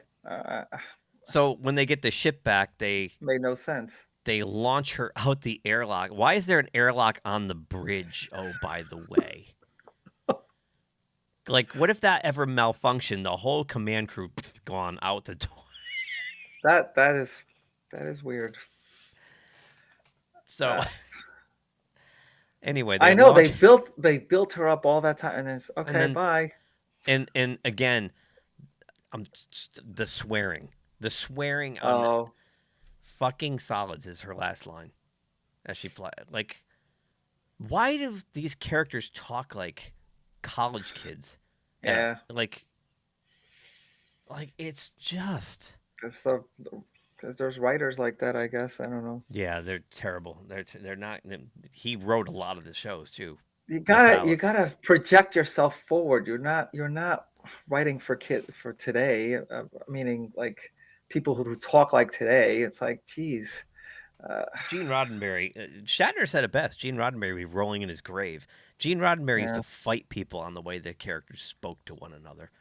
You think he would that scene where Shaw tells like Riker and Picard, "Oh, I already called Starfleet, so you guys better hurry up and get your bullshit story straight." And he's like, "I'm a dipshit from Chicago." Like, you're the captain of this ship, man. You don't talk like that. Yeah. Captain Steubing on the Love Boat didn't talk like that. Right. It's just that's what And bothers me. he's supposed to be like a by the book guy. Yeah, exactly. The regulations and stuff. Yeah, he won't even call 7 of 9 7 of 9. He wants to call her Hanson. Yeah. Her Earth name. All right. Right? Yeah. Because, he won't acknowledge the Borg thing. Anyway, whatever. So Vatic gets blown out the hatch. Yeah. So oh, right. That comes to that my other gripe about how what was it that they used to take over? It's like, oh, because the cerebral cortex of people younger than 25 isn't fully developed. That's really? Because I thought they said at 6 years old they can pick their gender. Yeah. Oh, so that was a different discussion. Kind of like on the edge that how they decide that. Yeah, because the human brain is not fully developed till you're 26 years old. So 25 and under would be right. But so the young kid, so the young crew tries to take over the ship. So we find out through Beverly's exposition that Picard, when he was made into Locutus, they took the Borg parts out, but his DNA was still altered at some level. And this was, in a way, Terry Matalas' best callback, because in First Contact, Picard says he can still hear the Borg. He can hear them a lot. So that explains why that took place, right? Because there's still a piece of the Borg in him. And that's fine. Yep. Okay. But this idea that they took his semen passed it to Jack. So Jack is part Borg. And then the changelings, I'm still confused. So the changelings, they stole Picard's body, because he's a robot Picard now. Right. They stole his body and they did their changeling assimilation to get his DNA so that they could then put it into the transporter buffer. Yep. So that the transporter would create a bunch of Borg people. Yep. Did I get that right? I mean, the more and more you go, I'm thinking, oh gosh, this is really bad. But okay, hang on. I got to ask Danny Glover. He's right over here. Danny, did I get that right? He said that's pretty thin, Riggs. It's pretty thin. And again, thin's my middle name, so. I just want to make sure we waited 8 episodes of 10 to get that goofy ass explanation. That's almost as bad as the Looney Tunes portal hole thing. Oh, that they never used again. Oh, by the way. And yeah, and that brings me to another point too. When they get control of the ship again, Shaw says to Seven, "Do the honors." This is after they shoot Vadic out the airlock that's on the bridge for some stupid reason, and she. Now, instead of engage tractor beam, let's tow this thing into Starfleet and dismantle it, to a starbase and dismantle it, and figure out what's going on. What's Vadic doing? What are the changelings' involvement in all this? Fire everything we've got and blow it up. She blows up the ship, just blows it up. And it goes back to Worf cutting off the head of the Ferengi. It's the same thing. It's so and I fucking still don't know stupid. I don't know what the changelings' stake in this is. Why would the changelings team up with the Borg? I have no idea. And if they did, then they wouldn't just stop midway. It's like, yeah, you take over from here. You got it. You got this. I'm going to put this in reverse for a second. Okay, we're going back to DS9. Oh. Now, the changelings were the heads of the Dominion. Yep. The Dominion were several species. And they wanted to come to the Alpha Quadrant through the wormhole and conquer. Yep. They enlisted the help of the Jem'Hadar, which was, a savage warrior race that was, propped up on drugs to survive, that they were feeding them. And the, oh God, I just drew a blank. It's like 2 a.m. What was the race, the one Jeffrey Combs played? The Vorta. I think it was Vorta. Yeah. That was the Vorta. They kind of just handled the management of. Right, they were the managers of the Jem'Hadar. They kept them. The Jem'Hadar fought, and they kind of decided how much to give them to keep them in line. Right, the Tetracell White or whatever it was called. Yeah. So with that in mind, right? So the changelings enlist the Vorta to become their middle management to handle these savage Jem'Hadars. And the Jem'Hadar's mission is just to go lay waste, right?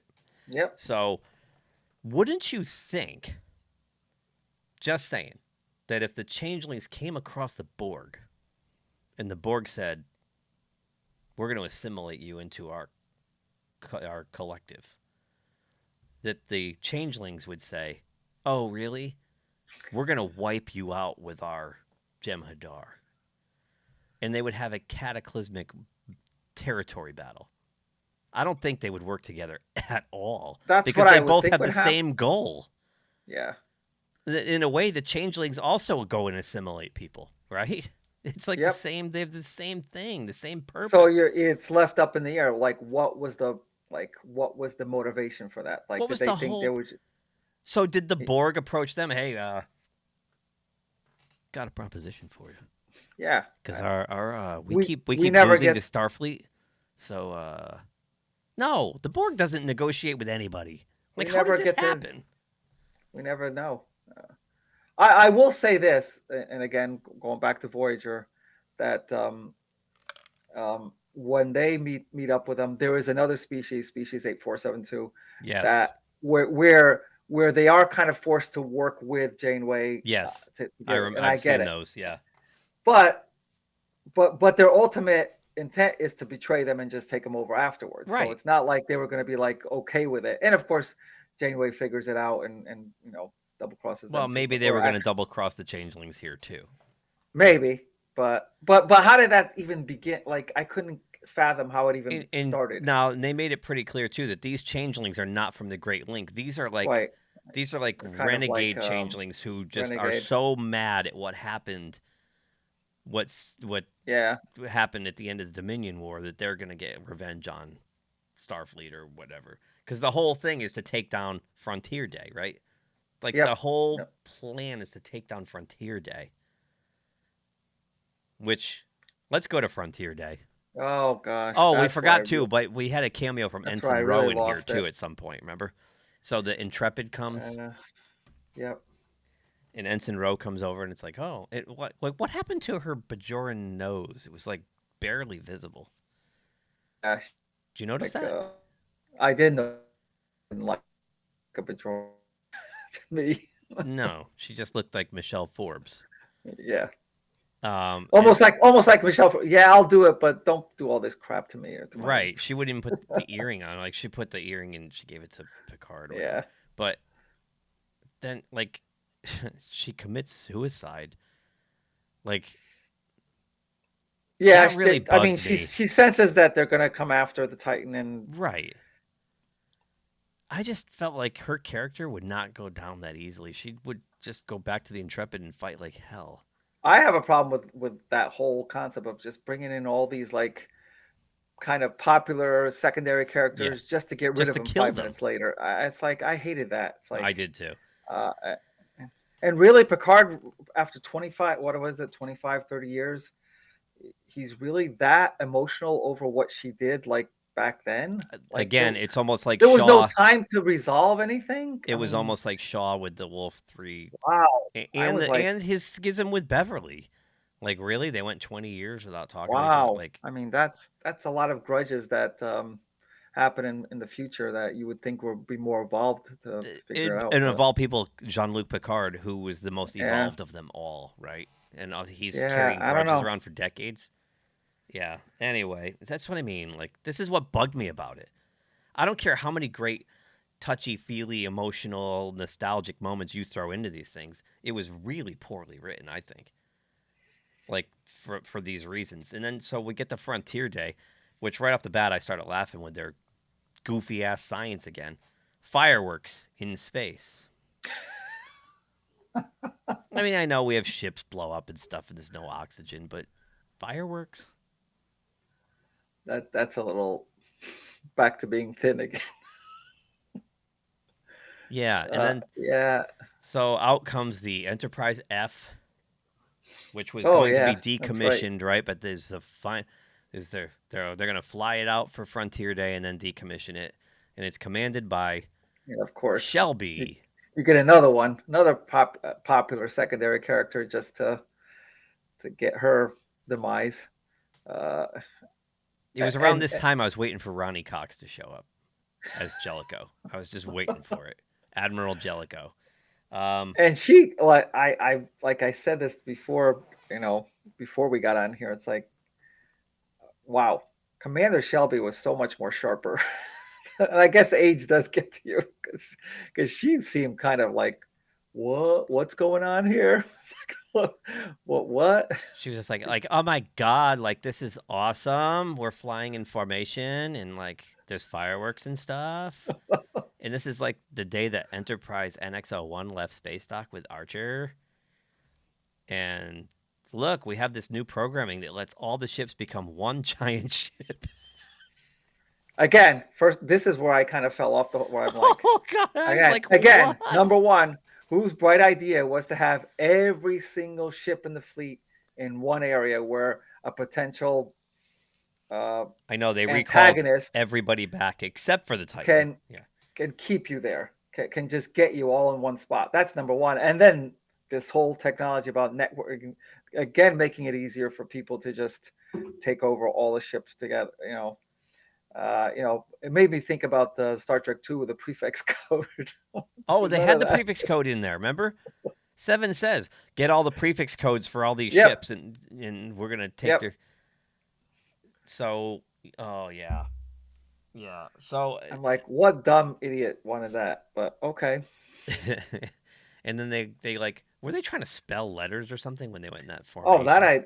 I didn't They notice. made those But weird symbols like when all the ships ganged up. It was kind of weird. I don't know. But that was really dumb. So, and then meanwhile, like, so our intrepid crew goes back to Geordi's museum because he knows, hey, there's a ship that doesn't have that programming in it that we can use. And we yeah, all I knew saw this that. was coming too. This was as obvious as the Borg behind the door. Well, okay. So I want to ask, how did that come about? Because the young crew had taken over. We're fighting. Hmm. Shaw and Seven and I think Raffi was there, whatever. Yeah. And Oh yeah, and Raffi they're fought people with guns. She brought a knife to a gunfight. yeah, and then Seven somehow goes like this. Tells Picard and right, okay, go, like conveniently tells the old next gen crew to get out of there while And then they're he gets shot. like if their whole plan was to to take Titan back, why wouldn't they all just stay and take the Titan back? Right. Like I thought the whole plan was to try to get out, save themselves. No, you guys go. We'll stay here and make make a last stand. And of course Shaw dies or whatever. Yeah, I was a But little. what was that the whole plan to like all get in the shuttle to go find? Like they didn't know they were going to find the Enterprise. Maybe Geordi Jordy knew, did. Yeah. but he didn't seem to convey. Okay, I know what to do. Everybody from the original crew, please come with me or something. so, so how they all kind of just conveniently escaped, leaving Seven. And I forgot how many other people she had with her to try to Not take too over. many. Because they remember And they. and actually, prior to that, they figured out that was. Remember, you said you actually figured out the science, how anybody under 26 was going to start turning, and they figured that out on the bridge. Yeah. They actually figured it out, and then Sydney starts acting like right after they figured it out, Shaw's like, okay, um, lay in a course. We gotta do this. Right. And of course, Sydney doesn't respond at all. And he's like, did you hear me? It's like at this point, don't you think she's acting a little weird? Like, act now. Don't wait until they start. That whole thing really made me look like, how stupid can you be? You know what's happening. Yeah. Get on top of this. But Again, no. the sloppy writing where characters they're not consistent in their actions. Yeah. Okay. And he's the Yeah. All right. captain. So And he's the yeah, and he's the captain. captain. So yeah, they figured out how to get Seven, Yeah, promoted. so Seven's got like a couple freedom fighters there, and she got Raffi, and then they locked themselves on the The bridge. cook. That's right. The The cook. cook, and yeah, and they locked themselves on the bridge, and they start to. This bugged me too. This really bugged me. Again, they've made 7 of 9 into like the Terminator, the Mistress Terminator, going back to season 1 where she had like 2 rifles and like just annihilating people. Yep. This is Starfleet, and I know they're like Borgified. And by the way, is like 90% of Starfleet under 25 years old? Because they like took over everything. It seemed like it, yeah. Like wasn't any Except the no Excelsior. other. So they blew up the Excelsior and they blew up the Enterprise F. They killed them. That is the 2. I guess those were the 2 old peoples. They were the. I guess those are the 2 where the older crew was able to fight them off. That's it. Out of like I don't know how many, like 100, 200. Were those I don't 2 know how ships many. because they're decommissioned? Were they like the vans that come pick up senior citizens and bring them to the grocery store? So they just blew those up and. I mean, I would think they would be extensive. Like again, we get this whole thing about timing. Mm-hmm. I would think that there would be a lot of fighting among a lot of ships. Like internally on the internally. I mean, within each other, like right. before they could all get information and all that shit. Right. It's like it would take a long time for the ships to be taken over, I would think, unless, like you said, it's all young crew that. Well, that and again, they just have this weird. They compress time to just it's plot armor. Yeah, I know. We need this to happen, so it just happens. And then Seven just goes on this killing spree again. She starts blowing up all these starships. Like Picard made it a point, like, Geordi's like, my daughter, Jesus, and he's like, we'll get them back. We'll get Jack back. We'll get them all back. We'll save them all. Really? Because, in First Contact, you just went on a murder spree yourself, saying they can't be saved, but this time they can be saved. But then Seven just starts blowing them up. Starts killing them. Yep. And she herself is a saved Borg. You think she'd have a little compassion.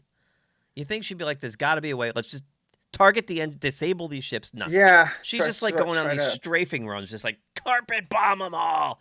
Fire everything we got. Like, it was insane. I was like, this is just a new level of stupid. I just don't like that. That's, again, for every great moment, there was a stupid fucking thing like that. It's the whole thing, like you said, trying to appeal to a larger audience with hey, let's blow things up. Let's just blow shit up.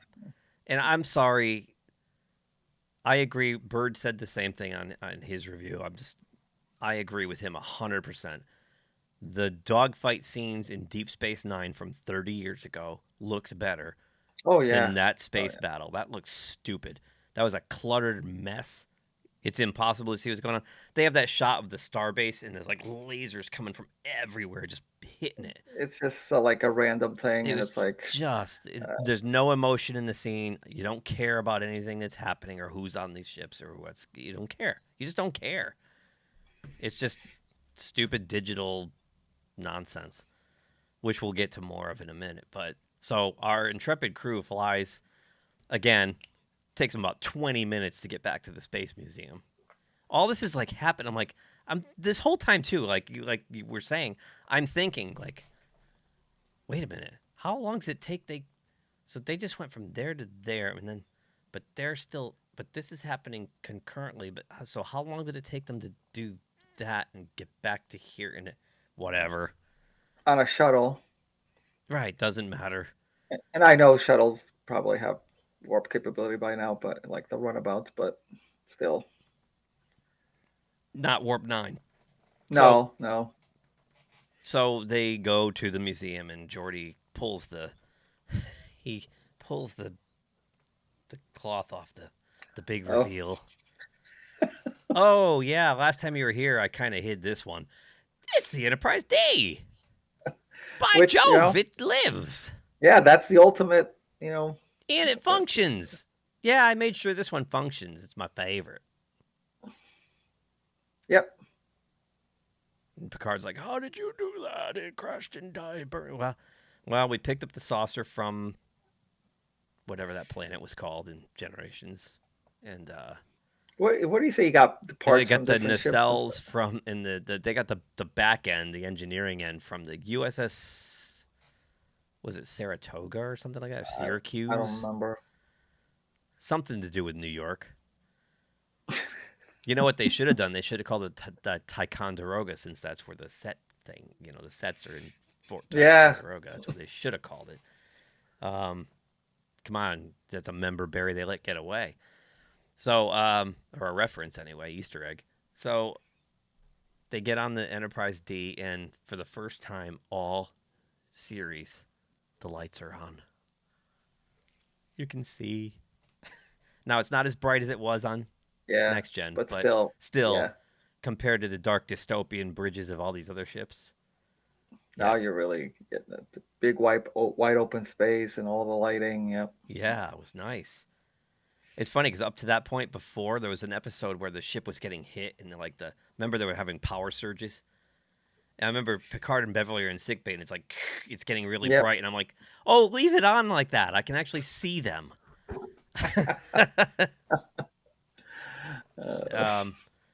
Yeah, and then they have the hero shot of the D flying out of the thing. It looked awesome. You knew it was coming. You knew somehow they were going to get Yeah. back on that ship, right? So I was like, whatever. Okay. Oh, I Okay. liked it. I like that too. What the hell? And do you notice something? I don't know if you picked up on this. I immediately picked up on it. So Patrick Stewart's like 83, right? And his timber's pretty much gone. He talks like this now, right? Did you notice that when he got on the bridge of the D, it came back? Yeah, it did. How did? Yeah, It it came did come back, back. which makes me wonder: doing that affectation to like show that Picard's just over the hill now and he's tired and old? Did he do that so when they got on the bridge of the Enterprise, he was back to Picard? Because he was, man. All of a sudden, his voice was big and he was booming Yeah, and barking out his commands, and that was. Yep. Yep. even his posture and I was like, holy crap, he's Jean Luc again. He Yep. totally changed the minute he got on that ship. You wonder if that was I intentional. did pick up on. Yeah. I mean, geez, for all that time, he had to really kind of just play it down, or he just gave it an Either extra that effort or when he it got. gave extra effort, right? Yeah. Because for the last Yeah, and episode and a I like half, how they placed everybody where they originally, like in the first, well, not the first season because Worf wasn't security yet, but the security Tasha chief was, then, right? but maybe the second season, whatever. Most of the way the series was, Yeah, they ever, Geordi was piloting, and yeah, yeah, yeah, Data was in the operations, yep. and Troy was back there in the. Hmm. Uh, so yeah, that was cool. Yeah. Everything. Then the nice hero shot of it flying out, and now that's 9 episodes down, and I'm like, man, this thing is going at a snail's pace, and now we got to wrap it all up in an hour. Buckle up, buckaroos. That's it. Yeah, like, yeah. So I was like, how are they going to solve this? This is crazy. So, we forgot to mention Yeah, too I that didn't. Jack I had. mean, We yeah, forgot to mention that Jack took a shuttlecraft and went on his own. Like he right. basically surrendered. Like, or he said, "I'm going to go kill the Borg on my own." That's a good idea. Yep. Yep. That'll work. He brought a Uh, hand phaser. He's all set. he did. He actually did bring He hand brought a hand phaser. phaser, and he's got a shuttlecraft. He's going up Yeah. against the Borg, and he goes into like we see him go into this like cloudy, like a nebula, and Yeah. there's the cube in there, this ginormous cube. We end up finding out in the next episode they're in the red spot of Jupiter, which is critical by the end Yeah. Yeah. because it's not. Um, Oh, was so, that what happened in the motion picture? That cloud, and then in there was a Borg cube. V'ger. Oh, no. Future was a Borg cube all along. Man, that was it. We solved it. No, but there are I know there novels that are. theorize that the Borg Yep. made, Yep. Yep. yeah, which is a good Yep. theory. It is. It is that there is a. Still my favorite Wish Star Trek movie. wish they had fleshed that out a little bit in some way. They could have. They could have. I think I would always be. I would have been interested to see like the whatever became of Decker and Ilea, right? Right. Yep. That'd be Yep. cool if they came back. What would have been great if that was Star Trek Five. Maybe That that's would have what been. Cybok finds is it's Decker and Ilea, what they've evolved into, right? There's so many things you could have done. You could have had Gary Mitchell in Star Trek Five. That's Oh what they yeah, found, that's true. you know, That's true. because he Yeah, was beyond the Great he Barrier, would he would have been better than like some disembodied head pretending to be a god. That was dumb. I would have loved that. I mean, obviously it's a different it all to be different cast, but I would have loved that at some point if someone like took all those elements and made it into like a I don't know, 4 episode thing where tying into the motion picture about the Borg and then bringing in the other Decker's Doomsday Machine in Yeah, also as a which was theorized uh, that those were built to combat the Borg, to right? combat. Yeah, I would have loved to just see something like that. And yeah, you could throw all the everything we've seen out and just do like its own thing with all new crew or Huh. whatever. But anyways, Why don't they would hire have us? We'll do that. been nice to write something like that. That would have been really awesome. We could Yeah. do that. Yeah. Hey, Terry Metalis. She'd probably write a treatment like that. We got an idea. Yeah. Actual writing. we got plenty of member berries we can use. It'll be good though. It'll be really But good. I mean that would be actually part of this, an integral part of the story, Yeah, not because just it stuff kind to of bring ties in. in these elements, and it ties the original series to the original movie to the next generation. It would be great. Yeah. Yeah, yeah, and they also never brought it. Like, I'm surprised he didn't kind of. I guess it wouldn't fit into the story, but I'm surprised he didn't try to cram it in there about those species from Conspiracy, I where thought there's that's like where this was going, to be there honest was a with you. beacon, and then and they knew they were coming, but never, I never. honestly, at the very beginning of this, Really, when Worf was sending Raffi out and they were trying to, I thought this was going to be that would have actually made better sense. yeah, it would have, because I was really pissed off that we spent 8 episodes with Vatic and the Changelings to find out that meant nothing. Yeah. And now it's the Borg again. Just go back to that well again. So, yeah, we're in the last episode now, and Enterprise D comes to they go to Jupiter. They find out the cube's in Jupiter. And then I guess Han Solo did a lot of the work on the Enterprise D to put it back together. Because he turned it into the Millennium Falcon. Yeah. This is what bugs me about CGI. Right here. Like, this really bothers me, because if this was done with model, they wouldn't do it this way. But when it flies inside the Borg cube and it's doing all those dives, that seems, oh my gosh. and I mean, you got when you think Beverly about on the weapons, Enterprise right? D, And Beverly's just shooting shit. You just see phasers coming out of it and like just randomly shooting things, and I'm like, her son's on that yeah, ship. yeah, but even more than that, you're not going to convince me that she just spent all those years, like, in like not charity work, but like work where out in the rim, or whatever Right. you want to call it, helping people and all that. Mm-hmm. And she got, not only does she know how to like do the tactical so expertly, but on a ship that they haven't been on for like all these years, now she can just, she like, Chances are she never touched that console before. you never saw her touch that before. Like, Right. really? Now she's an expert on it Well, because worse, of when? Riker, Worf, Picard, and her son are on that ship that she's just randomly Right. blasting. On top of that, yes, Yeah. correct. Yeah, yeah. Yeah. But I So just didn't. That was not believable to me. But whatever. Jack walks up to into the center of the thing, and there's the Borg Queen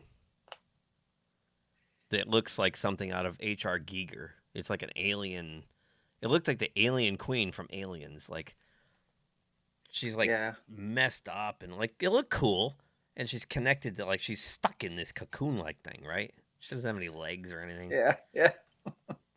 And what's weird is they had, I don't know why, Alice Krieg, who played the Borg Queen in First Contact, does the voice, but they have somebody else. Right. Why did they just put her in there? I don't know.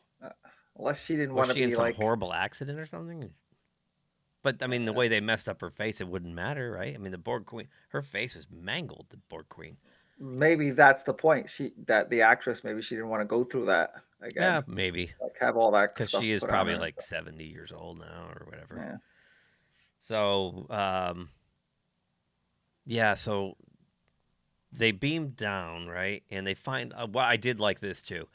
Like, the classic Borgs are like all like, Yeah, yeah. they're just like picked. They're like, they look like they've been picked at by a scavenger or something, right? There's like pieces missing from them, and they're all like dead. And they're like, looks like they're cultivating them for something.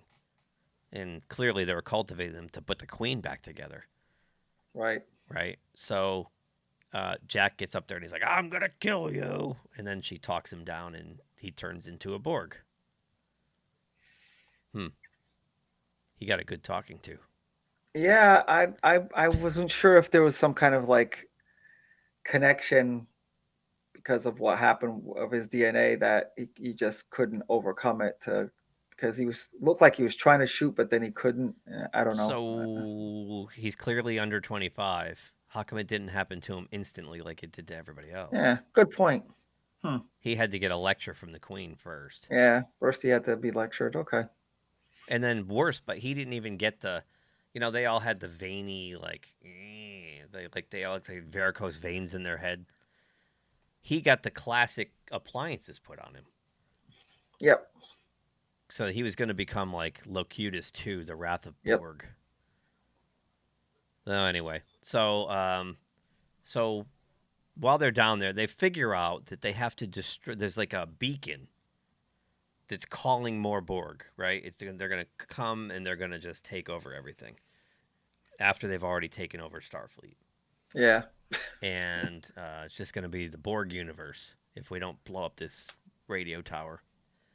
So Riker and Worf go to find the radio tower, right? Or the power unit for it. Yep. And Picard, they find out Jack's one level below, but conveniently, there's like magnetic interference, and when Picard goes down there, we're not gonna be able to talk to him or find him or anything. He's gonna be cut off. Yeah, he's gonna be cut off. How convenient! He's just, even though it's one floor below, so down he goes to find Jack, and then we get that. I hated this scene, this trippy, where he can't like get Jack back, and the Queen's doing her monologuing, her boring ass.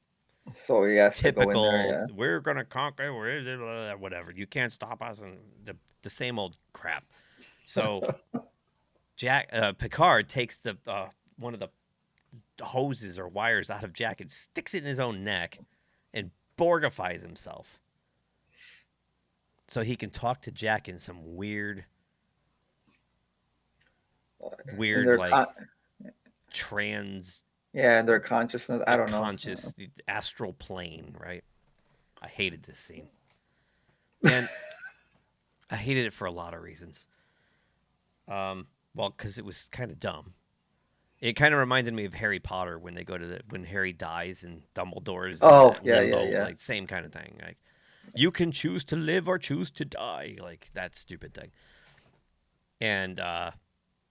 And Picard's getting all emotional about how Jack changed his life and gave him purpose, and I never wanted children, and now I'm glad I have. But I'm sorry, and I like the character of Jack. I did like him. I like the actor too. I think it was well done to a point, but there was no emotional connection at all. Like, I felt nothing between Picard and him. Nothing, and it's like. Picard's like, oh, you can't live without you, Jack. You've known the guy for like 2.5, maybe 3 days. Like, you just found out that he's your son. He's a full-grown adult. There was nothing there. It's a little bit too much to reach for that. It just felt flat. It was like bad soap opera drivel. I wish he had just said something like, you know what, I never knew, you're my, I never knew I had a son. And if I could just do one thing, I guess as a father, I'm going to save your life. Like, in a very kind of unemotional, because we never got a chance to. Our life together starts right now. Connect, yeah. So this is what I'm going to forget the past. It's time to start over right like now. You said, instead of that whole soap opera stuff. Oh, it was just like, and I'm like, I started looking at my phone because I was getting bored. I was like, there's no emotional connection here. I believe it or not, I think Kirk and David Marcus formed a tighter bond. That scene at the end of Wrath of Khan when he comes into Kirk's quarters and is all awkward and they don't know how to talk to each other, and then they end up giving each other that really awkward hug, and that moment was real. This was contrived. It was forced. I didn't feel it. I didn't care. There couldn't have been that much of a deep in the amount of time that they and half of that time was Jack saying, I want nothing to do with you. So the petulant child, like, you abandoned me. I did not. Your mother hid me. Who cares? So the Enterprise, meanwhile, it was like the Millennium Falcon in the Death Star 2 and Jedi. Yep. They get to it almost looked like the same thing too. They remember in Return of the Jedi when they get to the center of the Tootsie Roll Pop, they have the gumball there. It's like the same thing. The green gumball is floating there, and they're like, "All right, let's shoot it. And then they go, whoa, wait. According to my readings here, if we shoot this thing, the ship's it's gonna blow up the whole ship. It's gonna in a minute. So we have to get them out of there. So they call Riker and Worf and say, we're gonna beam you out. And Riker's like, no, we have to save Jean-Luc. Okay, that I can buy. They have a connection. Give me that 1 minute. I owe him that much, So Riker and Worf go down. And I love Worf's line. He goes, for a minute, I thought we'd actually survive this. Yeah, that was... Worf had a bunch of great lines throughout. Like when they're like, what about the Enterprise E? And Worf's like, that was not my fault,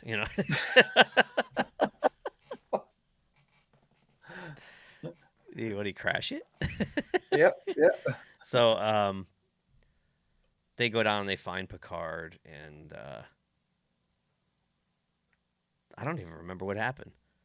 I remember he talks Jack off the ledge. They definitely what the two of them kind of gang up on the Queen. Is that how they got out of that? I don't even remember. I know. I was just like, getting fuzzy. Is it over yet?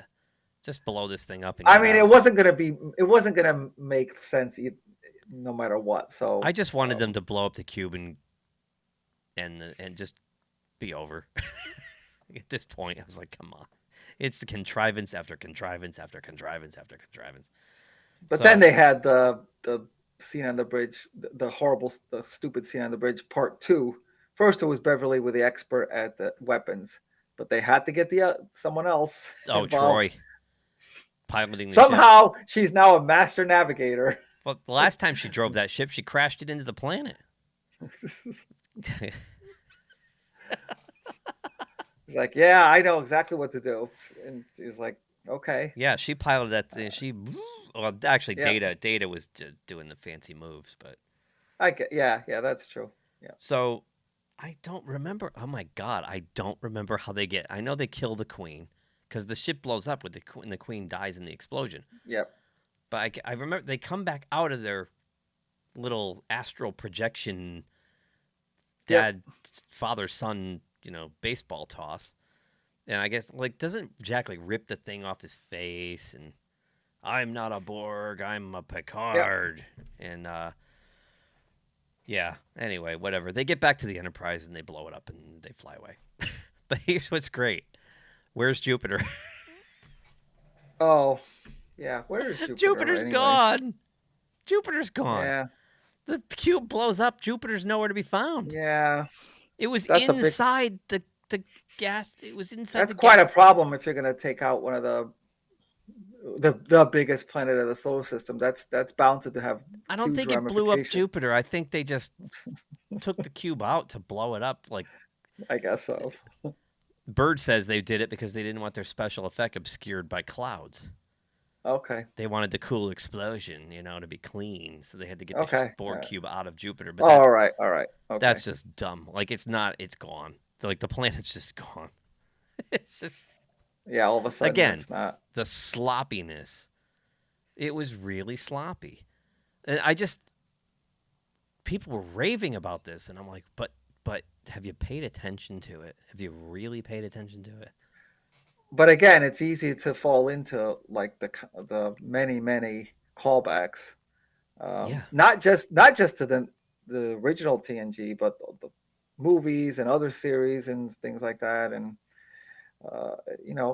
it's something good to like because plus on top of that, all the crap we've gotten over the last 10, 15 years. It's easy to like a lot of this stuff. And you even said they all kind of just fell right back into their character, which is a big plus. Yeah. I mean, the upside is they're all somewhere between 65 and 75. And Picard, Jean-Luc's 80-something. They all look pretty good. Yeah. None of them are fat and bald or anything, They all look they all look like they did, just older. Yeah. But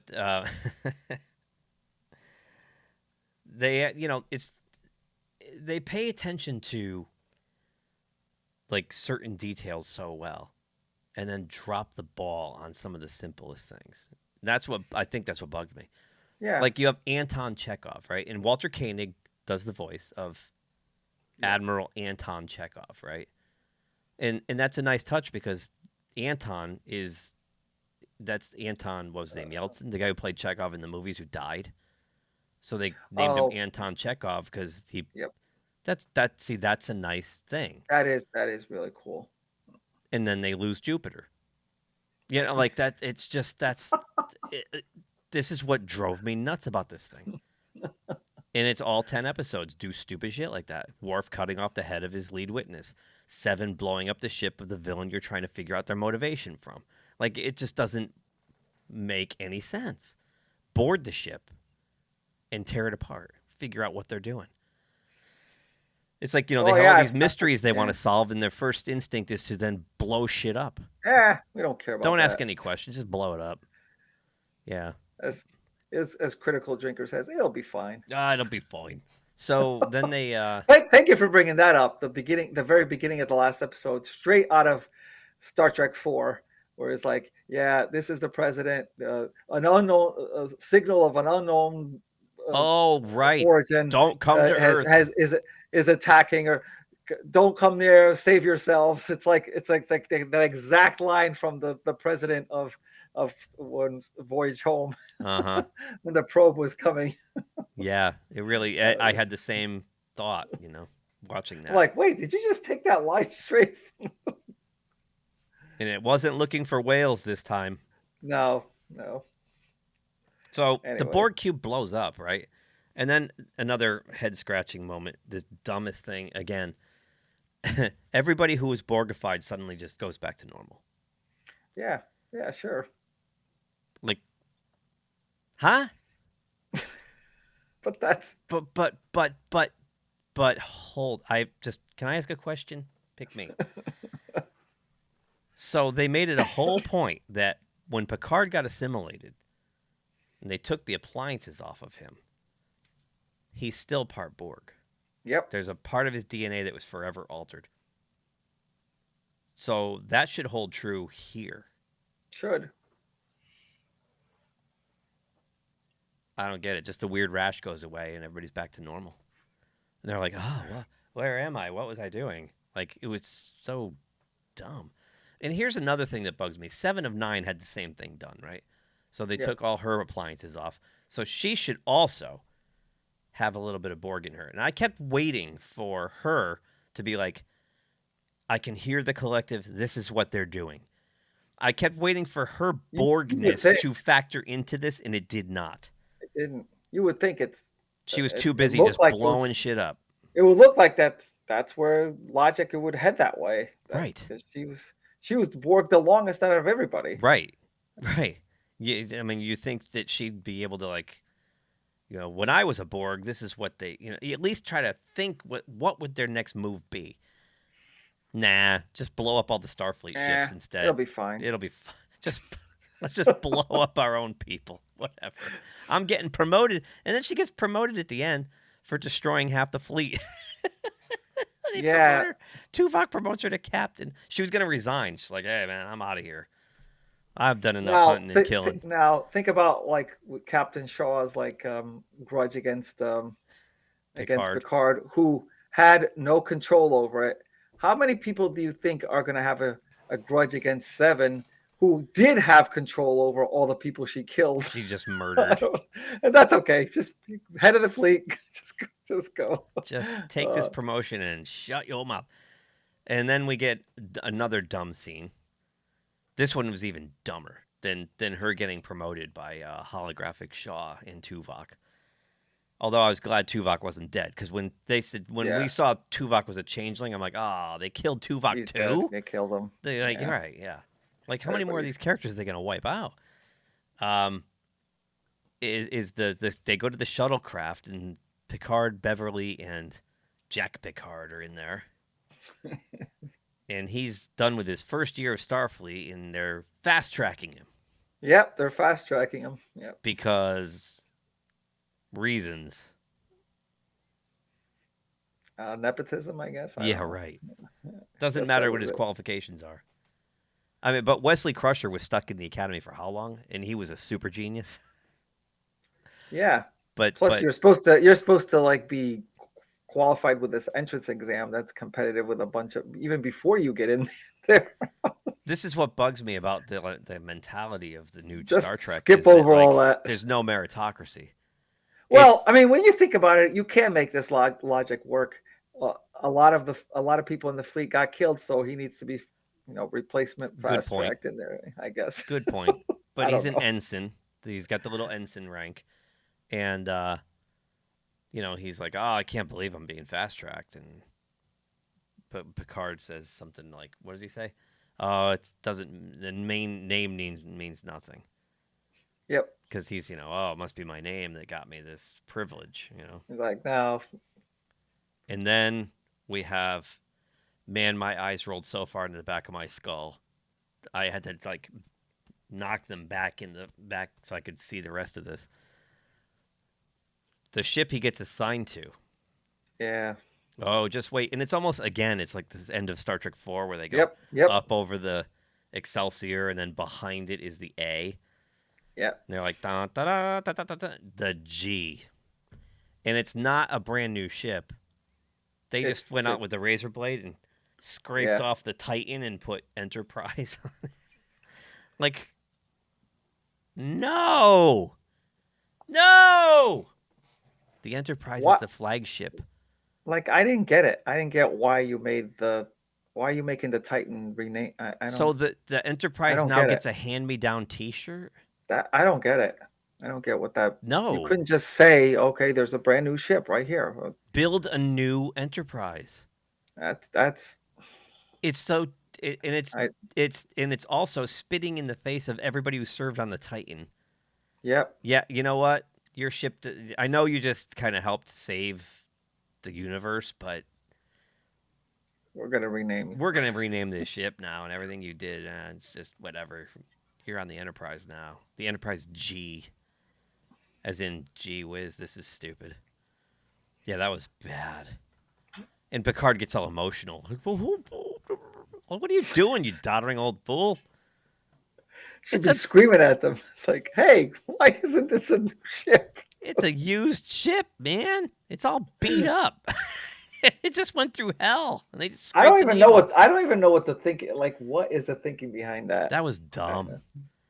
That was like the final dumb in the coffin of dumb. This show had a lot of dumb.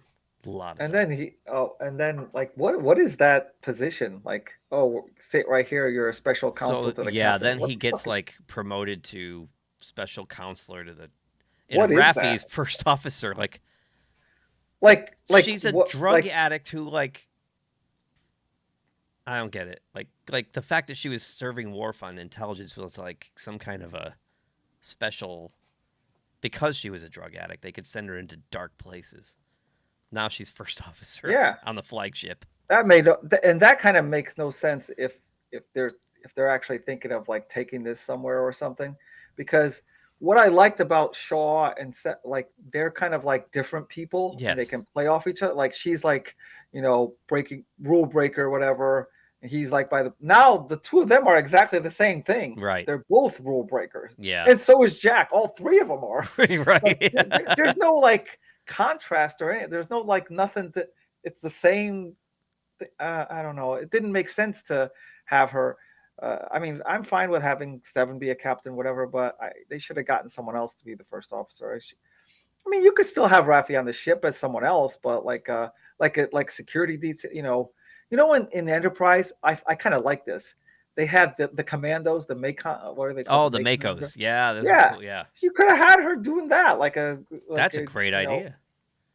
But to be the first, I don't know. I did like the Makos. That was a great touch. I did too. Yeah, and they added him in season 3, and there was that one guy. He ended up. Yeah. Yeah, I forget his name, but I know I've seen him do other stuff. He was great. He became like a nice secondary character for a long run. Yeah. Yeah, and then they were he had that conflict with Malcolm and him butted heads, and that was cool. Because they saw themselves in each other. Yeah, they were too much. They were cut from the same cloth. See, that's a way to do that. Like to have good characterization. That's what I mean. Enterprise had a lot. I thought the characters in Enterprise were were. I mean, aside from like what's his Travis. Travis was underwritten completely, He definitely was. Yeah. and so was Yoshi. But Yeah. I think the main Archer and T'Pol and Trip and Trip. Yeah. Malcolm were very well written characters, and the Doctor. Oh, I love the Doctor. The Doctor Phlox really was great. Phlox was fantastic. That one episode, Dear Doctor, one of the best Star Trek episodes ever written. Phenomenal. Yeah. That was classic Star Trek, man. I had goosebumps watching that one. So yeah, and then they like because they have to again the cutesy like, it's almost like the Marvel cutesy. I just want to punch somebody. What's your thing? Every captain has a thing they gotta say. Make it so or engage or like, And Seven goes, and they cut, and the ship goes to warp. I'm glad. I didn't even want to hear what she was going to say. Yeah, I don't. It's fine. You don't need to. And then we had one last scene, which was they're back in Guinan's bar, and I love the line. He goes, "Oh, Guinan is looking at us with the stink eye, where we've overstayed our welcome." And there's no Guinan. Like she's not there. Still not there. Why would you write a line like that if she's not there? I don't know. Just say it's getting late. It's time to go. Don't say, "Oh, she's giving us the stink eye. We got to get out of here." Like, why would you do that when you know you're not? You don't have. Again, it's sloppy shit. That's what bugs me. Like the whole thing was riddled with stuff like that. But they're all gonna pack up and go home. Like Worf has a lecture. What was his lecture on? It was funny. I don't even know what I have a lecture on. I forgot what it was. No more prune juice. I gotta go. Worf's great. I love Worf. And Picard's like, not yet. And he pulls out the deck of cards, and they sit down and play poker. And like that was an awesome. That was scene. great. I mean, it was all good things again. Yeah. But it was great to just, and I think again and different. Yeah. I don't know. I'm guessing, but I'm guessing they just rolled camera, and they played poker for real, and all that stuff that was coming out of their mouths was just them vamping. I hope, that was. I think it was. It felt too natural, It did. It really did. That was the direction. Probably just do whatever. Yep. Just be yourselves. They're all veteran. We know they actually, as a cast, unlike the original series where they all kind of didn't get along, these guys all love each other. They really do love each other, and it comes through. You can see it in their performances. It comes through. Yep. So that was a nice moment, nice final send off, and that was that. That was like one of the few kind of natural callbacks that you got. A lot of the things that were kind of just dropped in there outside of the story, like the classic thing I like to compare it to is that huge battle in Avengers Endgame when they have to get all the women together. It's like that can't happen in the middle of such a melee. Like, we're going to conveniently gather you all up from whatever it is you're doing, so they can power pose. No, that doesn't happen. Yeah, and a lot of these drop-ins, callbacks seem to be kind of like, we're just going to throw this in because it's another fan, we did forget there was the scene too where they retired the D again. Oh yeah, and it's Geordi, Picard, and Riker. That's right. That was good. And it was good, but I wish all of them were there. Well, yeah. I wish they had, like, at the end of Star Trek 6, after they saved the president from getting shot, and as Mike from Red Letter Media says, and they all stand around and pose for a picture that nobody takes. We needed that shot. Like, we needed that. Like, I know they were all on the bridge for the action stuff, but we needed that shot. Like, they all should have been there to say goodbye. They should have said goodbye, Yeah. But I did like the nice touch, too, on the way out. Majel Barrett's voice as, Yeah, that was good. Shutting down or whatever, I mean, it was that's a nice little touch. But I wish all of them were on the bridge for that last shot and pose for a picture that nobody takes before we go to the poker game. But yeah. So all in all, I thought the score was great. I like how the guy who did the score, and I noticed it right off the top at the very beginning. I'm like, I hear Star Trek 2. Of course, we had the classic Jerry Goldsmith motion picture / next gen theme. There was the First Contact theme. You heard a little bit of Star Trek 6 in there. You heard Oh some Star yeah, Trek yeah, 4 in there. Um, yeah, there was a lot of a lot of James Horner callbacks. I thought the score was fantastic throughout, which made it. I think it helped the nostalgic feel. Like it yeah. helped overcome some of the dumb stuff because the score made it feel Star Trekky in a way. Which always bugged me about the Rick Berman shows because I from Next Gen through Deep Space Nine through Voyager and Enterprise, there was nothing thematic about them. Yeah, It was yeah. I just know what it was like oral wallpaper. It was just it was there. There was yep, nothing memorable. You couldn't hum a bar of anything from those shows. that's true. You know, it's just like classic Trek kept using the same musical stings over and over, but they're classic. Dun dun Yeah, dun dun dun dun dun dun yeah, dun dun. yeah, Dun. Like yeah. so it would have been nice if they had certain themes for certain Yep, characters. It would have been nice if we saw Worf and we heard that dun dun dun dun dun, dun like we did in this show, the Klingon theme. So, yep, yep. but overall, I like that. I liked a lot of the moments with the classic characters together. Yeah, those were probably the best moments. Yeah, I really didn't think much of the story at all. Um, was kind of eh. yeah. It felt like to me like, and I know now after years later, we kind of like don't. We all agree that well, not we all agree, but I agree that I don't like this. But when we first watched the first Abrams movie with the younger cat, like I remember liking how the young cast seemed to like simulate a lot of like Kirk, it seemed like Kirk and Spock, and they all seemed to get the original crew's nuances. Mm-hmm. But right away, as even the first time I watched it, you know how you when you first watch something you think it's great or whatever. That even coming out of that theater, I said, yeah, but the story was not that great. Like the villain was not that great. The whole Right. story itself wasn't. I liked what all the different characters did. I just didn't like the story. But that seems very similar to this I now. agree. I agree. I just felt like we were watching another next gen movie. All four of the next Yeah, gen movies are not good, but there are yeah. nice moments in there. There's nice character stuff You're in there. always brought in there because you want to watch them. Right. Those characters, Right. but they didn't do a good job with the story. I didn't think, No. No. And which in makes me think it was kind of a failed opportunity too. But yeah, and because you could have definitely come up with something good, but I really hated that we follow one antagonist for 8 of the 10 episodes, and then it just and turns on a then dime. what? And What was the there's no point of that follow up. character? Like there was no whatever happened to that floating head that was part of her arm. Yeah, yeah. What was the He was like he was calling all the shots, like telling her right? what to do and stuff. What we don't know why it's all dropped. I mean, we're supposed to just be okay with that.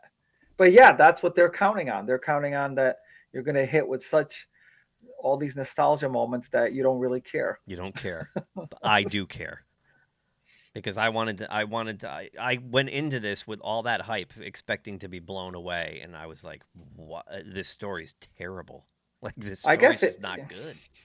I guess it all depends on what you want to get out of it. If you just wanted to go in there just to get some, callback to good the TNG characters, you're okay with it.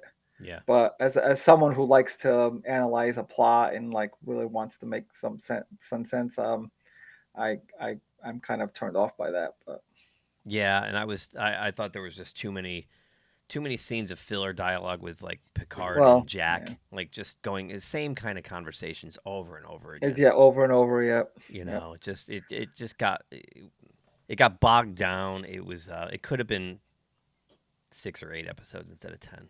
yeah. Could have And been you mentioned, tighter. I think earlier on in this, you mentioned the Mandalorian, which I didn't watch a lot. Season 3, which I didn't watch a lot of, but I have caught snippets where there's like these like really long scenes where someone's just slowly walking from here to there. It's like nothing happens.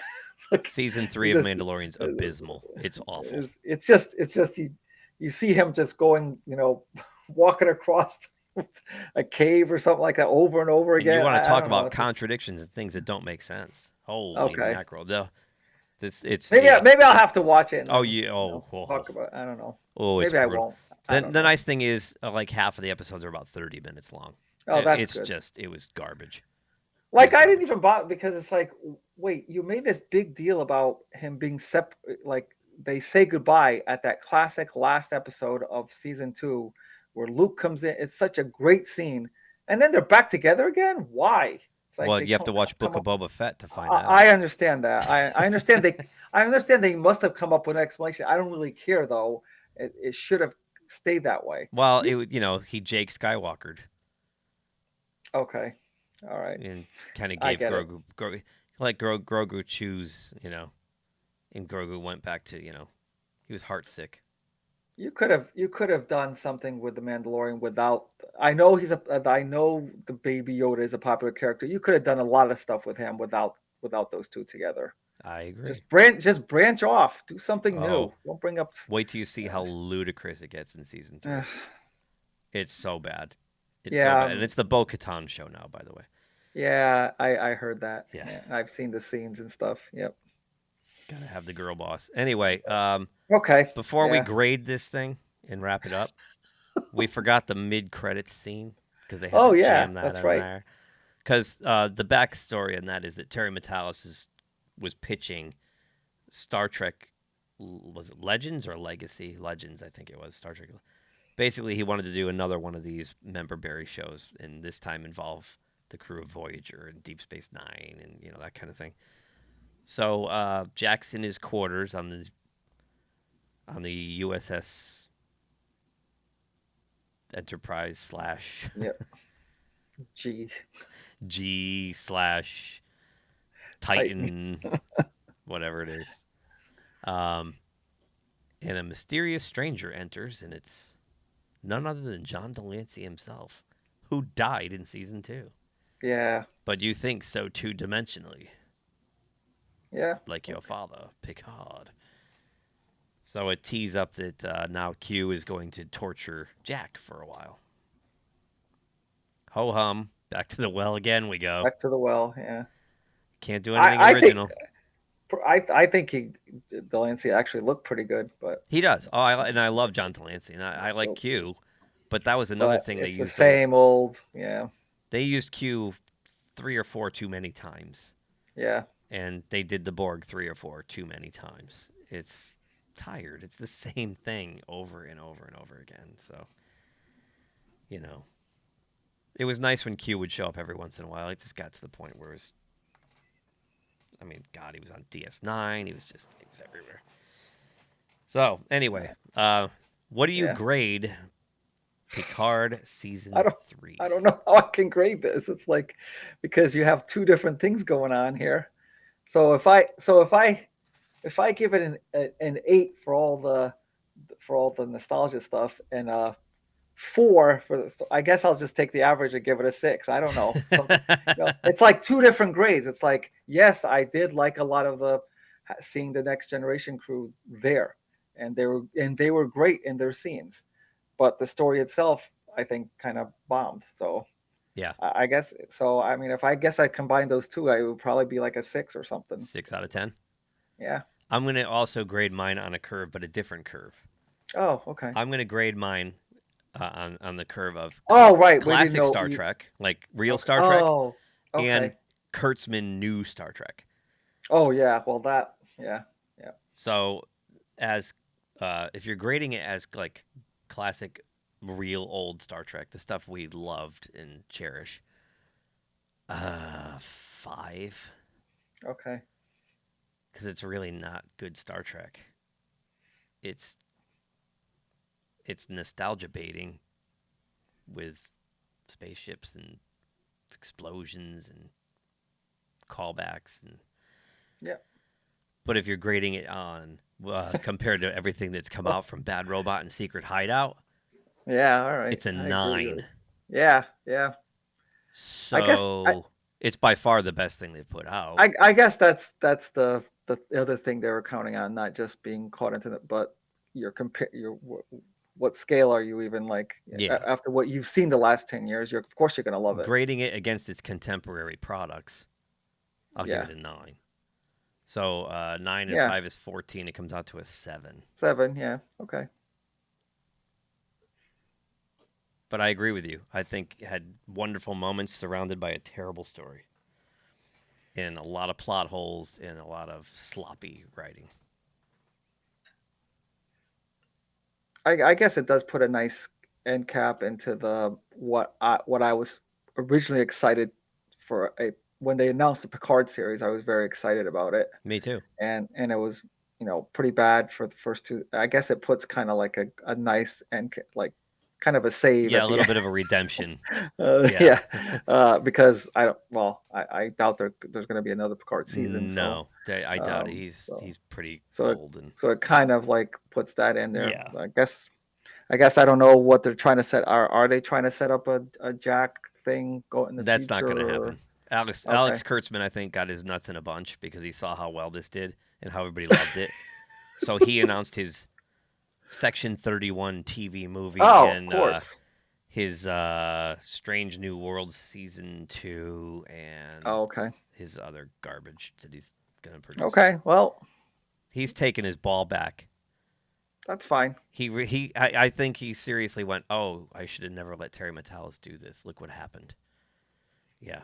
He's an idiot, Alex Kurtzman. There's gonna be repercussions though, because if he thinks that the audience that jumped over hoops for this one is going to continue on with his other series, I doubt very much that all these people who got excited for this series, he thinks that's just going to carry on to his series. No, Robert Meyer Burnett already tweeted, "I am back to hating new Star Trek."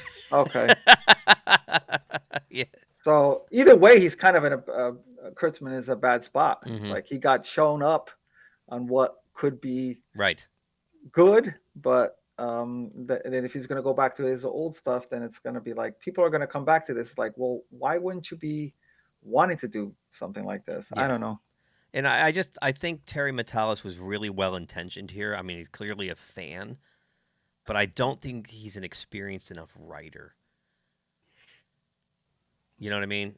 It's almost like someone who needs an editor to copy read their print work.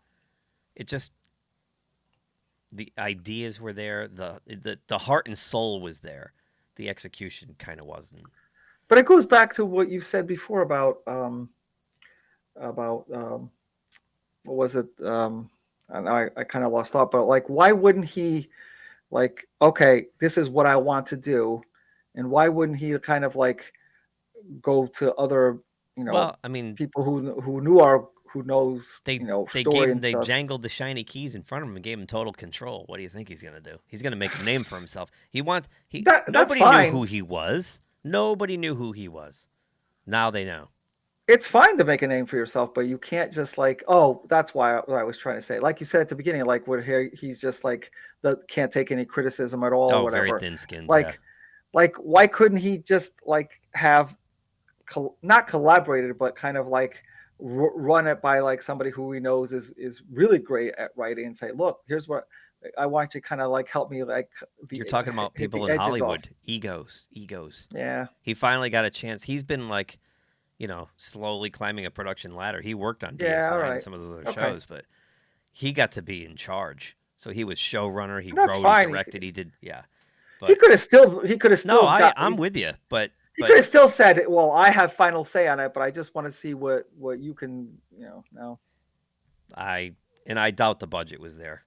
I think if the budget was there, they would have de-aged Brent Spiner. Okay. I don't know. I'm just theorizing. I have but you don't need a lot of budget just to bring in a consulting writer or just. Oh no, I don't think. Look how he's reacted to people criticizing. Yeah. He can't handle it. You kidding me? He wanted to play in his own little sandbox. So it worked. And I think he was well intentioned. He's just inexperienced, and it showed. But hey, what are you going to do? I guess that just about wraps it up. Yeah. We're at 2 hours and 19 minutes kicking and back talking. to the old stuff. Back to the We're old like, stuff. oh, we can wrap this up in an hour. It's like, yeah. I thought so. It's like 2 hours later. It was like, what the? Well, we got it all out. We got everything out of off our chest. So in a way, we did it in an hour each. Yeah, true. Probably would have been like if we both decided to do an individual one. It probably would have been like that. Yeah, exactly. So would love to know what you think, audience. Please drop a comment below. Hit the like button if so inclined. And if you have not subscribed, please do. We're almost at 50% of our viewing audience is subscribed. Oh, we've okay. picked up quite a few in the last week or so. So I really appreciate everyone who has subscribed. And sorry if we angered you with this, but hey. Oh, well, it's just our opinion. Well, it's good to be honest no matter what. I mean, I'll accept any other people saying that. I mean, if someone wants to say that they really really loved every aspect of it, okay, that's that's your opinion of it. But I'm not gonna just go along with whatever. As Jeff Lebowski, the dude, says, "Hey, yeah, like that's like your opinion, man." We're out. If you enjoyed this video, please give us a thumbs up below. Also, please subscribe to GeekTime TV. It really helps us grow the channel. And make sure you hit that bell icon in order to receive notifications every time we drop new content here. You can also check us out on social media on Twitter, Facebook, and Instagram at GeekTimeNet. Thanks again for watching. We will see you soon. Say, kids, what time is that?